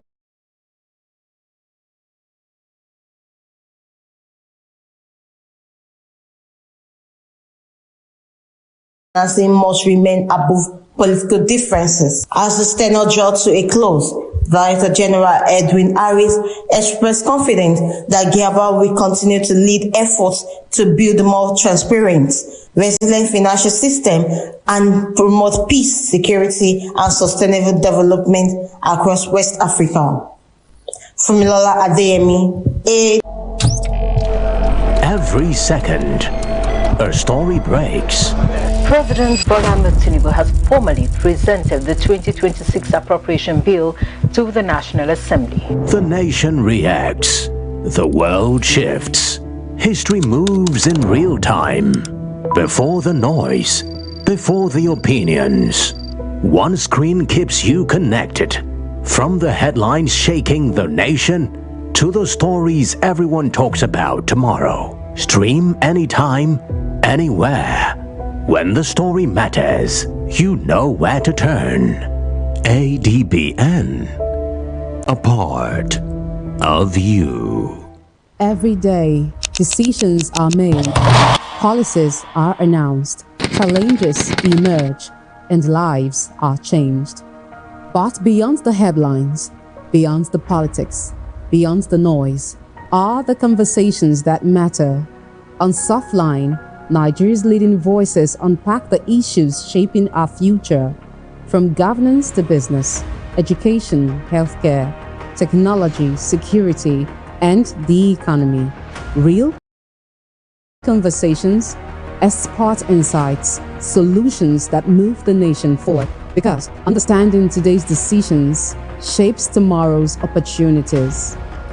Now airing 4 p.m. every weekday and Saturdays. Softline, where informed decisions begin. 104. That's the total number of pupil kidnappings in Nigeria so far in 2026. 23 has been released and 81 still held captives. And this is what our kids have to say. I speak before you today not just as a student, but as a voice for millions of Nigerian children who wake up every morning with a simple, innocent desire to go to school, to learn, and to build a future. But today, a dark cloud hangs over our education. I am here to speak on a crisis that strikes terror into our hearts following the targeted kidnapping of school children in our country. Every time a school is attacked and every time our brothers and sisters are taken, it is not just a crime against those families. It's a direct assault on the future of Nigeria. How can we concentrate on mathematics or science when we are constantly looking at the windows, wondering if we will be the next headline? Education is our fundamental right, but today, fear is threatening to lock us out of our own classrooms. To the criminals who look at us, children, to see nothing but dollar signs, hear us clearly. You can threaten our safety, but you cannot destroy our resolve. We will not abandon our education. We will not let fear win. This year's mood is dampened by the abduction of our children in Yoyo and Bonu. We remain hopeful for their safe return. Democracy without security is not solid enough. That is why this administration has chosen both kinetic and non-kinetic strategies to restore peace, declared a security emergency, and approved the recruitment of 50,000 new police officers and thousands of military recruits. We mourn because if we cannot protect our children, we imperil our future.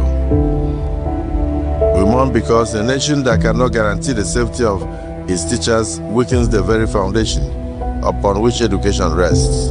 As we mourn because for as long as those children remain in captivity, our nation remains captive with them. Whilst we thank the Appeal Court for halting the judicial overreach by Justice Gifford, we urge any proponent of political plurality to remain alert to future attempts at undermining our nation's democracy. We demand an immediate coordinated no-ransom rescue operation. Each hour these children spend with the terrorists is an hour stolen from Nigeria's future.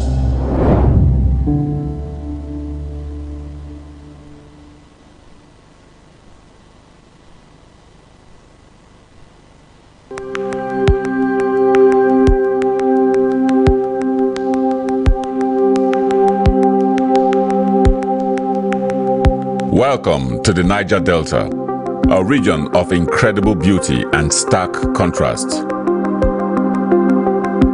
From its breathtaking landscapes to its rich cultural heritage, this is a place where history and modernity collide.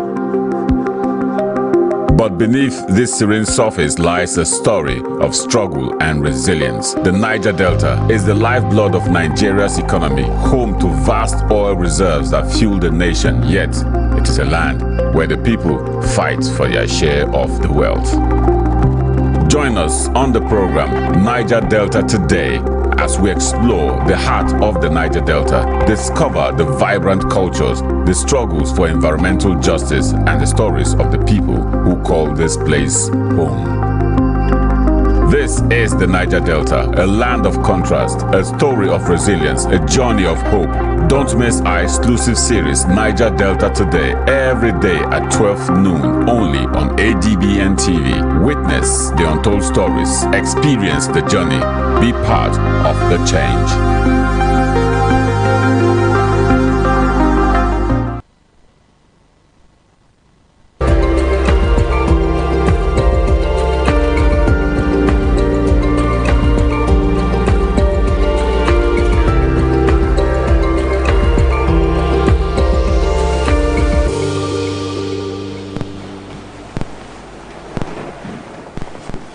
You're welcome back to Morning Express. Now, for the last leg of discussions on the program this morning, we're being joined by two gentlemen, and here in the studio we have to my left Dr. Ben Onwodinjo, who is the president, University of Nigeria Alumni Association Abuja branch, and right next to him you also have Dr. Ifeanyi Maduechesi, who is the vice president, University of Nigeria Alumni University of Abuja Alumni Association Abuja branch.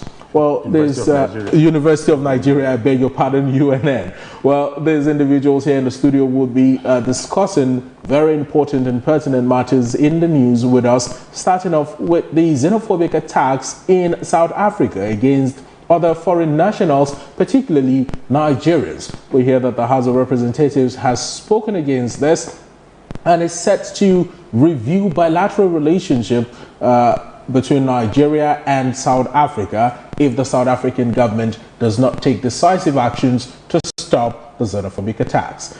Good morning to you, gentlemen. Thank you so much for joining us here in the studio. Thank you very much. Good morning, Doctor. Good morning. It's wonderful to see you. Yeah, thank you. How are you? Well, let me start off with you, Dr. Ben. This has been a very big issue that has been burning in the news over the last couple of months, even before the June 30th deadline that, anti-foreigners and xenophobes in South Africa had given.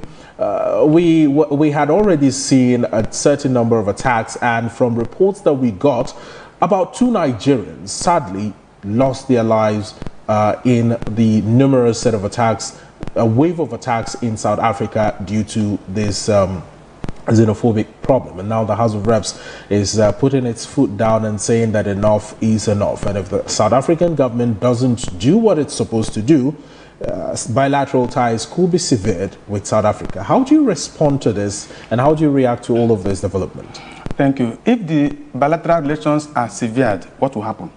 I don't believe in that perspective. Yes. Why? Because the question is this: why is there pressure from Nigerians on South Africa? Why is there seemingly a lot of pressure? Meaning, a preponderance of Nigerians move to South Africa. In other words, people believe that Nigerians are escaping from Nigeria to South Africa. And South African people are looking at it from the point of view of the fact that these people rely on, in fact, they are oppressing us with their presence. What I think the House of Rep members should be talking about is, what are the reasons why our people are preponderantly migrating to South Africa, depending on South African economy to be rich and bring back home? I'm thinking that the House of Rep people should have been alternatively be talking about how do we improve our economy to the extent that it will make going to South Africa less attractive. Because even if you sever relations with South Africa, Nigerians will move to another place. So how many times are we going to be killed? Are we going to be disrespected by anybody else? But Dr. Ben, your entire concept or your entire ideology about people saying that Nigerians are escaping Nigeria to run to South Africa, and that the Nigerian government needs to make South Africa less attractive by making Nigeria more attractive. Yes. This is an assertion that many people might not want to agree with, because Nigerians are generally everywhere. Every single part of corner, nook and cranny of the entire world has a Nigerian or Nigerians in it. Take the United States, for instance. In Houston is almost as if it's Nigeria. You go there, it has the highest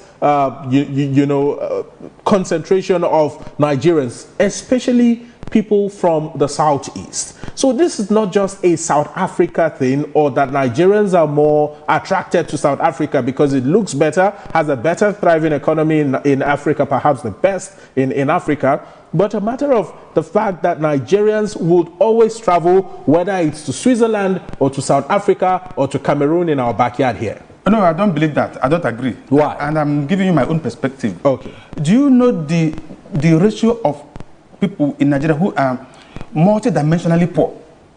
140 million Nigerians today. Do you know the rate of people who are hungry in Nigeria? So that Nigerian people are everywhere is not the issue. The issue is that there is over concentration on foreign economy to grow Nigeria. I'm not saying that people should not travel anywhere. I'm saying, why will it be that to the extent that why Nigeria? Why other countries that are growing? I'm saying because there is a preponderance of reliance on South Africa and other countries. Yes. Must we do that? Why are we not seeing African people barating our Nigerian? Why are we not seeing Congo here? Why are we not seeing other countries? There must be something predominantly wrong with Nigeria that makes people to move, to migrate. I'm saying, if you want to solve a problem, go to the root of it. But if you severe relations, whatever you do, you won't solve the problem. It's like treating the symptoms and leaving the cause of it. Reject the economy, make going abroad less attractive. It's like When we're talking about in school, when we're talking about urban-rural migration, why are people moving from the rural to the urban? To the extent that the economic government has been opening up the rural areas, the pressure on the urban areas reduced. So to reduce that pressure, you need to be able to demarcate, to make it less attractive. Otherwise, it will be giving a cosmetic solution. I don't believe that we should be in a country where we have to be called out by South Africa. There are Nigerians everywhere. If, see, any healthy Nigeria today is desirous of traveling. Those who have not traveled are those who maybe couldn't make it. So the penchant for travel is because of the economy. House of Rep members, if they are listening to us, see what you can do to put people out of poverty, reduce the pain, reduce the misery, reduce unemployment. So you see less people being in South Africa. So if you go there, you see that it's like another Nigeria. Why are we going to be having our countrymen abroad, just depending on them? So I believe that those angles will not solve the problem. Okay, my question is to you, Mr. Ifeanyi. I'll take it away from what your colleague here just said. He said they should go to the root cause of the matter. That why are Nigerians actually going abroad over to South Africa? Now the question now is, a few days ago, you remember that the president was making a comment at the dinner held at Aso Rock, where he was saying that Nigeria's economy is getting better. That yes, the reforms are difficult, but it's one that is needed for the future generation to actually have a better Nigeria. What do you make of that side by side, looking at what your colleague just said and the reasons why Nigeria actually going over to this country? Because if you look at it, you see that it's a trend. It's not just even South Africa. And very soon, the US will be deporting some illegal immigrants, talking of Nigerians who went there illegally. And it's not even just US. There are countries, if we should be counting, the list goes on and on. What do you make of that? Thank you very much. Let me respectfully disagree with my colleague here. You know, the question was asked is that, do we support the initiative of the House of Reps to be able to severe relationship with South Africa? You know, much as we want to have the root cause sorted out, every country in the world has a responsibility and a duty to protect lives of people and properties. Whether people come to your country legally or illegally, there are legal ways to remove people from your country. That's correct. You don't expect your citizens to harass, murder people because they are in your country. And take laws into their hands. In Western world, when people come to your country, you arrest them, take them to the detention center and deport them formally through bilateral relationship between the country of origin and the country where they are. The way of sending people back is not in body bags. Much as I understand that the economic challenges push Nigerians away, that doesn't give any country in the world right to kill people because they refuse to go back. A lot of these people that are being chased back, from reports I've seen, are there legally. They have legal businesses they're doing, so they have shops and they've employed a lot of South Africans, you know, and then you are asking them to go home. Some of them have properties. You are forcing them to sell their properties or relinquish it under pressure so that they can go back.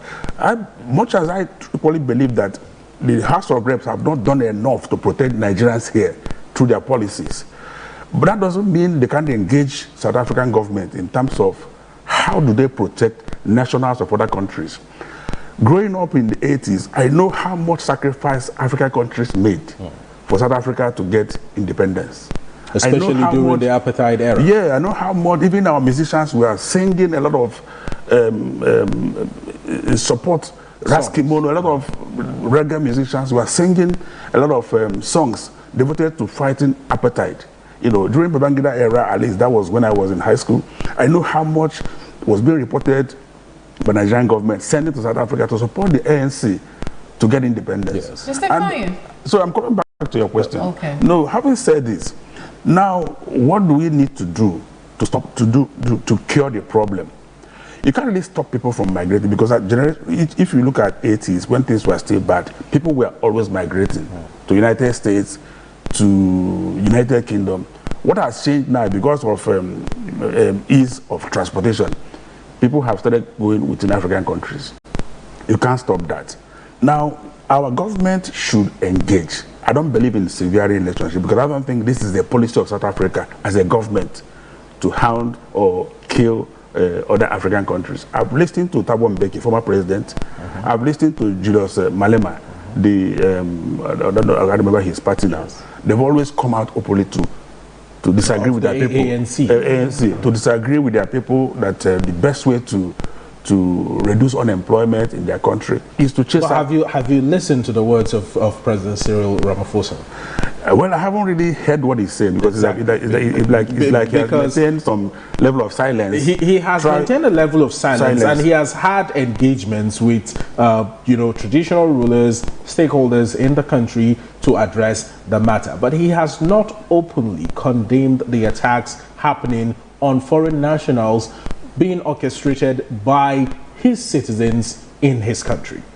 Yeah, but much as that appears to be correct, the information I got too is that it's not really widespread across every African city. Okay. It's actually limited from what I heard within the KwaZulu-Natal province. It's not like every city in South Africa, blacks are being killed. I think it's a particular location. That doesn't make it right even. So what I think is that instead of severing relationship, there should be further engagement. That's why we have embassy. Luckily, Fani Kayode has just gotten his letter of credence. Maybe because we don't have a full-fledged ambassador at the moment, that's why there should be engagement at highest level. I don't believe severing relationship will be So you solution. said that you don't believe in severing relationship. Instead, there should be an engagement, a discussion, a conversation. But I want to know, do you not think that this illegal manner in which South Africans are disengaging Nigerians from their country, don't you think is owing to blatant disrespect of Nigeria and its government and even its policy? What do you make of that, if you don't think so? They say charity starts at home. Nigerian government has not really respected Nigerians. So when you treat your people with disdain, we're seeing that kids have been in the forest of Oyo for almost 60 days, close to 60 days. Children that went to school suddenly end up in the forest. As young as 3 years old. 2 years. And we see, political activities going on as usual. Yesterday, door-to-door was launched, somewhere in Abuja here. That's about politics, about re-election. But children that didn't go to watch masquerade, they went to school. And they were abducted there, and then in a normal environment, everything will shut down until these children are brought back. Even if you kidnap adults, it's not really good enough. But children that went to school, the impact is that children within that environment will be scared forever of going to school. That's correct. In fact, there were even reports of parents not wanting to send their children to school in that particular environment anymore. Not just everywhere that is rural. So how many of them can come to a city to educate their children with the high cost of private education? So I think government should do more, because when you don't respect your people, because the way I look at it is that the government hasn't shown enough respect to citizens. So other people are watching you. They are watching the comments on social media. They are watching the reaction of people, the way they castigate their government. So they don't take you serious, because you actually don't take your citizens serious. That's why you see people like in South Africa do everything to ask Nigerians to. Other people have even suggested that maybe we go after South African businesses here. That's still a topic for another day. That doesn't make sense in my opinion. We will still get to that, but let's narrow it down now to Nigeria, where the Zamfara State Governor Dauda Lawal had stated that paying ransoms to bandits and kidnappers would only fuel more banditry and kidnapping and criminal activities in Nigeria. And he specifically mentioned that he had rejected a 300 million naira ransom demand for his kidnapped brothers and asked the bandits to kill them if that is the only way they would eventually release them. This is one governor that his state has suffered a major blow in terms of security deterioration in Nigeria. Zamfara State has had the Lakurawa group, the Mahmuda group, different bandit activities in the state, and this is what the state governor's stance is. Is this, are we seeing a breath of fresh air in governance, and governors really taking charge of the security situation in their state and not bending the knee for these bandits and terrorists? Dr. Ben, I would like you to react to this. I don't believe them. I have a PhD in public policy analysis, and I can tell you when a government is saying something, I can tell you what they mean. Public policy is designed into two: one, deep structure; two, surface structure.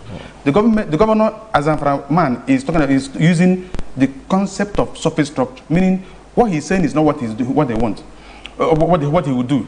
If you say you are not going to pay ransom, what will you do? Are you telling us that you've got sophisticated equipment? Are you telling us that you have got more what did you get? Or are you saying, you're not even saying you are now able to stop kidnapping? You're saying you will not pay ransom. I don't believe them. Do you know the reason why people don't trust government? It's because there's always a gap between what they're saying and what they are doing. So this governor of Zamfara is not saying the truth. It's not true, because they will tell you something and they do another thing. Okay, in any case, we're talking about symbolic value. He's only trying to, if you look at public policy, he's only looking at what people should believe, but not what they do. That's why there's a gap between trust and confidence in governance. If you tell us today that in Zamfara, we have now got more drones, we have got more machinery, more equipment, more boots on ground. Therefore, you kidnap somebody within 5 minutes, will come at you. And then, therefore, no more ransom. But if you've got no technology, if you've got no extra effort, and you say you're not going to pay ransom, what will you do? Okay, so it means at the moment you are kidnapped in Zamfara or elsewhere, it's now a death sentence. Because these people who kidnapped you are looking for money, and they didn't get the money. So we can have several number of people being killed. So I don't normally believe them. I can tell you whatever. It's not true. They will still pay the ransom, and it will continue, and then they'll still tell you a different thing entirely. So I don't believe them. It's not true. So what they should be telling us is that now in Zamfara, we now have a sophisticated approach to anti-kidnapping methods. Not that we will not pay ransom. If we don't pay ransom, if you don't pay ransom, what do you do? You expect governor to say, gentlemen, today we're going to be paying ransom? We're going to say, fellow Nigerians, today if you kidnap our people, we will give you such amount of money. No, he is only using elementary public policy. Some of his staff would have told him, say this, say that, say this. But there's a gap between what they say and what they do, so I don't believe him. And now the governor made this comment in respect to the creation of state police in Nigeria, which, of course, a lot of people have been clamoring for, and it's about to see the light of day. And that on no account will this government negotiate with or pay ransom. But we have seen other state governors in Nigeria doing the same. I would like to say that there have been certain abductions in the country that have happened, and Nigerians were told that those abductees were eventually released. Now, we don't know if there was any gunfire between troops and the bandits to have secured the release of these individuals. We don't know if ransom was paid. We don't know if eventually the bandits decided to repent and release them. There are some informations that are lurking in the shadows that Nigerians do not know. But we have seen state governors, like the governor of Kwara State. It's too glaring that most of the abductions that have happened in Kwara State, ransoms were paid. Yet this governor seems to be perhaps the closest when it comes to the presidency, because whenever there is an abduction, he runs to the villa. There is an abduction, he runs to the villa. What would you say about this entire concept of state governors paying ransom to bandits, negotiating with bandits, begging bandits to release people that have been abducted? The reason is simple. The institutions of governance, both at the state and federal government levels, are weak enough to the extent that non-state actors are clearly overwhelming state actors. If state actors are sophisticated enough, this issue of ransom, this issue of kidnapping shouldn't even be dominant like this. So when the state is incapable of protecting its citizens, what next do we see? Chaos and this type of thing. Now, if a governor, is it supposed to be a topic? Is a governor and government, should they be engaging ragtag people in this manner? No. This kind of thing, we should be able to elevate the discourse analysis in Nigeria to the extent that we are not going to be doing is a basic talk. It is not correct for a governor to even be engaging in this, because he should be. It is not true. I don't believe them. Now let's have Dr. Ifeanyi react to that. Yes. Carry on. Your colleague here just spoke about public policy, that if the government wanted to do the needful, it starts with the public policy they put in place. So what do you make of that when you look at it vis-a-vis this ransom payment thing that Zamfara governor is talking about? And you can even want to merge it with the Borno and Oyo state kidnapping. If you look at governors who are campaigning for their position, what did they promise us? Look at those who are campaigning now. That they will provide security in their state.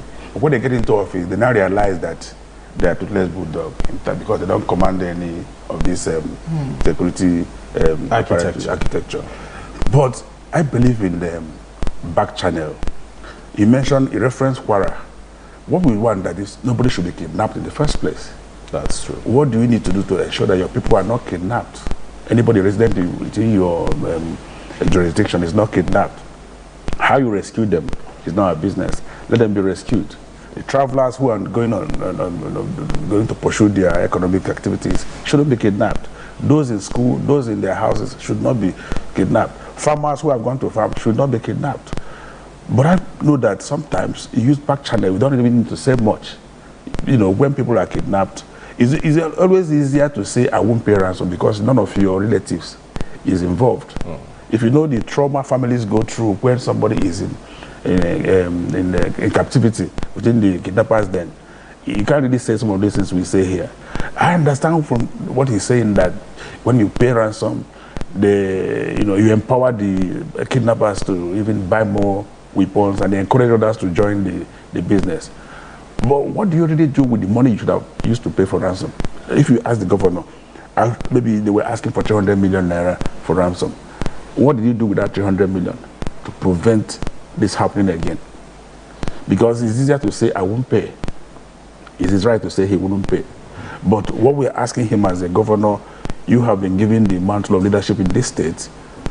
Try and ensure that everybody is protected. Anybody who is in captivity is released. How you do it doesn't really matter to me. But people should not be held in captivity in their own country. In the first place. We are looking at the emergence of state police. The fear has always been what the governors will use the police to do. But I guess if we put the structures properly right, these policemen will be locals. They will be from, most of them will come from the states. That's my thinking. I don't know. I haven't seen the framework. But I believe that each of the states will, will recruit people from their environment into the police structure in the state. And these people are people that understand the terrain. They know the villages, they know the nooks and crannies of these communities. So they were able to, maybe that time, the money that should have been used for ransom will not be used judiciously to empower the police. Well, quite interestingly, Dr. Ifeanyi, let's just have you react to this very briefly before we move on to another matter in the news security-wise. Still on the creation of state police, there have been speculations and fears of impunity when it comes to the position of governors and having a full security structure at their disposal. On one hand, the governors often cry out that they are just the chief security officers of their states ceremonially and that they cannot do anything without approval from the federal level when it comes to security matters. And now with the creation of state police, this will give them powers to be able to control the police architectures in their state. But people are saying that the same governors would be further emboldened to carry out certain actions that might seem punitive in nature. How do you react to this? Well, that's for me, that is not enough to stop state police. If you look at all the disadvantages people have mentioned, it's only the political opponents that are crying foul. No, not crying foul. It's only the aspect of harassing political opponents that people are raising. Oh, okay. Nobody is remembering that these policemen, if properly set up, will go after bandits, criminals within the community. Politics happens every 4 years. A governor cannot stay there within that constitution, cannot stay there more than 8 years. So, and I believe that over time, the challenges identified in this legal framework will be improved. We see our electoral processes every 4 years, Electoral Act is amended. I believe too that if we implement this state police, maybe the first 4, 5, 8 years, they will see the flaws that we throw up. Amendments will be rejigged in such a way that more governance framework will be set up so that people will be able to manage it. We have to improve. If the places we reference, America and the United Kingdom, they must have gone through these challenges in the past. They didn't just get to perfection one day. It evolved over time. They made mistakes. They re-engineered the whole processes, and they improved. I'm of the opinion that this state police should go ahead. If the only problem is governors harassing political opponents, that's maybe 5–10% of the problem. If the other 90% is positive, is that why we should stop state police? The challenges we have in the country now is enormous security-wise. Yes. But I believe that the positives that will come from state police far outweighs the negatives. Dr. Ben, coming back to you in just a moment. Yesterday we saw the Chief of Defense Staff, General Christopher Musa, in Sokoto State, alongside the Sokoto State Governor, commissioning some armored vehicles, artillery vehicles and whatnot in the state. And while making his speech, he had stated that soldiers in Nigeria now receive a minimum wage of about 100,000 naira, which is just about 30,000 naira above the national minimum wage approved by the federal government. Yet this comment has been met by a lot of backlash, because many people believe that soldiers who are in the front lines risking their lives for the peace and sanity of Nigeria should be better remunerated, rather than what we are seeing the Minister of Defense boasting about 100,000 naira minimum wage. What do you say to this? Let me also refer to public policy. We have theory X and theory Y. Basically, the army uses theory X, which is an outmodeled governance approach. What is the theory X? Theory X is where you have to harass people, you have to warn people, you have to hit people. You have to make sure that you believe that they're not going to be able to do the job. You have to use force to get them to do the work. You have to use intimidation. Theory X, theory Y is better, where you believe that people are very, very, very good in doing what they want to do. So now, the issue of welfare is what the army is not doing well. If you give 100,000 naira, sometimes I used to be at a loss as to how we make policies. You come openly and say you are giving the Nigerian army 100,000 naira minimum a month. Is that what is going to be? Are you trying to say that it justifies? What is the justification there? That the money should be enough, or what? Now, I'm thinking that the reason is because the welfare packages, the theory Y, theory X they are using is anti-people. That's why there is a lot of disgruntlement in the Nigerian army. That's why there is a lot of lower level performance in the force. That's why we have low morale. If the morale is low, why? If the morale should be high, why? So I'm thinking that low morale is a direct consequence of the type of policies they make. Otherwise, why would somebody be able to say, I'm a patriotic Nigerian, I'm prepared to die for Nigeria because of 100,000 naira a month? I'm thinking that, okay, minus the salary, what are the other motivational factors? What are the other motivations you put in place to safeguard the life? Do you know that if somebody dies in the line of duty today, what will happen to the family? What would you advise? That the Nigerian army should clearly show that it is worth it to die for Nigeria by putting in place facilities and structures that guarantee that if I should die for Nigeria, my family will not suffer. If I should die for Nigeria, I'm not going to die for nothing. If I should die for Nigeria, it will be worth dying. You have dignity in death.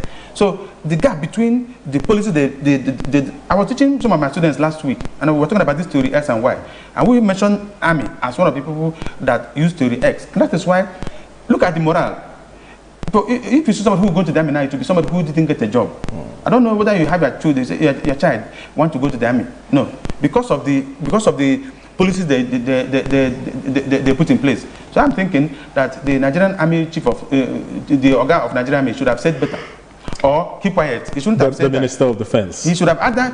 I mean, having served as Chief of Army Staff, having served as Chief of Defense Staff, and now Minister of Defense, he's supposed to have known some of these intricacies better than onlookers or people on the sidelines like us who do not understand what goes on in the inner crux of the armed forces, and having served from ground all the way up to the apex of his career as Chief of Defense Staff, I believe a lot of people would have expected better from General Christopher Musa. I feel it was disrespectful of him to try to justify that it is disrespectful to a decent man, a decent person who had decided to be patriotic, that after all, we're giving 100,000 naira minimum. What are you talking about? Dr. Ifeanyi, you were going to react to this. Yeah, I saw you nodding. I think first of all, I will take a different direction from my colleague here. Oh, okay. I think I have to commend the government for increasing the minimum wage of the soldiers, because what was it before? 49,000. Yes. It was 49,000 naira. It couldn't buy. And some reports say 90,000. Couldn't buy. So, and when you talk about minimum wage, our minimum wage now is 70,000. Now the minimum wage usually is the basic salary. Yes. Okay, and I believe too that within the salary structure of the soldiers, there are allowances that might accrue, maybe housing, maybe motor vehicle, whatever. It may not be far reaching enough, but at least what they say is the minimum is now 100,000. And I saw some clips on YouTube. Somebody said that he's earning 49,000. He can't even travel to go and see his family from the line of duty. I think people. I was told that he was arrested. I don't know whether it's true, but that was what they were earning before. 100,000 is still not far reaching enough, but it's an improvement. So when people actually do something, let's commend them. Can they do better? Yes. But they have done something now. Maybe by the time they put all the allowances, it may get up to 130,000. It's still not enough, but at least they've done something. The arrow trajectory can always be looking up. The arrow can always point towards upward direction. They can still look inwards and do better. Because I believe too that for you to be able to sacrifice your life for a country, the first line of defense, it should be it should be properly remunerated. And then recently I saw the Chief of Army Staff, complaining that Southeasterners are not enlisting in the Nigerian Army. Maybe some of this low remuneration might be part of the problem. Yes. Because somebody that looked at what is the opportunity cost of going to the army, I can go and do apprentice and then own a shop and make money, than going to languish in Sambisa and then still not get properly paid. No. I feel. What's your perspective? I feel 100,000. Please, how much is it in dollar? 100,000 naira. Let's calculate. Nigeria does not operate that economy. No, let's make it. Our economy is not run on dollars. Let me say my mind. How much is 100,000 naira in dollars? And to show you that in the West, I find it. I saw the Oga of Army people. I find it disrespectful. What are you talking about? 100,000 naira, blah. What are you? Please, how much? Help me. That's less than $75. You can imagine. $72.70. It can. Please say it again. $72.70. $72. Dollar. Is it euro? Dollar. That's what I'm telling a man. We're giving them 100,000. How do you see us? How do you see? Sometimes I refuse to talk. Sometimes. Why do you imagine? It is a disrespect to Nigeria, to Nigerians. Okay, you want your children to go and do army because of what this man is saying. Are you telling us? Your colleague just said something that there is a complaint that the eastern part of Nigeria are not joining the military. Do you know that it's better to go and do? Do you know that it's better to go and do themselves? It's better to go and do POS business than go and do army. But beyond these complaints, Dr. Ben and Dr. Ifeanyi, beyond these complaints that we are pouring out here on the table, remuneration and whatnot. Apart from the remuneration and apart from welfare packages that you mentioned, there is another problem of boosting troops' morale by means of ensuring that they have the right artillery, proper firepower to be able to face these terrorists and bandits in the front lines. We have seen videos of terrorists having way more sophisticated armory than even our military in the front lines. It's a very big problem. how do we address matters like this? Yesterday, when we saw the commissioning of those vehicles in Sokoto State, I was expecting to see something more sophisticated. I was expecting to see something different, perhaps drones or something like that, because the war has shifted from the kinetic means to more advanced, ways. But we are still going by approaches of giving troops Hilux trucks all the time. Will that solve the problem? It will not. Do you remember in Borno, without mentioning names, where bandits, Boko Haram people, attacked a military base and the general couldn't start something and run? Do you remember that? I remember. And then people know this thing. I was telling them 100,000. I don't know what they're talking about. I'm saying the general, okay, not the salary. Show dignity, show respect to Nigerians. Show that, don't think that we were just daft in our minds. You are not even talking about, you see the kind of guns you bring. And then you are placing Nigerians below, you are reaching us low, too low, by thinking that whatever you say, we should believe it. We can ignore you. You know why? You are not bringing sophisticated equipment. You're not giving them dignity. They are prone to being killed at any time by small people using arrow. And then some of them use, one soldier that gave one form of interview, social media interview, said they don't have any ammunition. So they're not allowed to talk. So people know that they don't have enough firepower. They don't have what it takes to fight. That's what they say. Even sometimes about food and eating stuff, you know what I mean. They didn't do that. Then you concentrate on thinking that if you said that they are now beginning 100,000 naira minimum, we say yes. I mean, I'm saying the dignity is less. Yes. They should up this discourse for us to follow. Otherwise, and advise. Well, quite very pertinent points you have raised here, Dr. Ben. Let me come back to you, Dr. Ifeanyi. We have just about 4 minutes to wrap up the discussion. Another matter in the news this morning: former Vice President Alhaji Atiku Abubakar is once again in the news, warning the federal government that nothing must happen to Mr. Peter Obi, the presidential candidate of the NDC, and at some point the running mate of Atiku himself. Peter Obi had stated that his life was in danger and that, he didn't feel safe anymore going into the 2027 general elections. And alongside that, the former VP had also stated that the federal government should release former Kaduna State Governor Malam Nasir El-Rufai and stop the, the biased trial, he called it something of that sort, that is currently being meted out on Malam Nasir El-Rufai. I just want you to react to these two incidences. Okay, I think the first one you mentioned, I listened to the podcast Mr. Obi had with Chude, and where he complained about they might not even be on the ballot in the next general election. I think Atiku's comment was born out of response created to Bayo Onanuga, where he was, where he appeared to be mocking Peter Obi instead of commiserating with him. What you see is that in countries where political activities are heating up like this, political candidates usually are protected. They are given state protection. Yes. Particularly when major candidates have been nominated and names submitted to electoral officers. Government gives them protection. Obi actually complained. What I expected the government to do was to investigate. But in Nigeria, everything really has been politicized. Security appears to be politicized.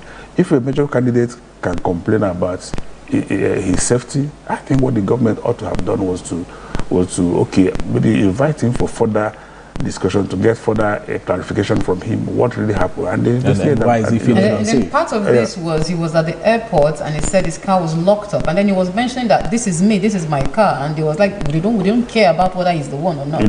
So what the government ought to have done was to investigate, because you can't really judge from one person's complaint. You have to find out the officers on the ground, do thorough investigation. And concerning El-Rufai, in just a minute before we... Well, El-Rufai's case is really something that beats my imagination. I listened to the news about the bail conditions given to him.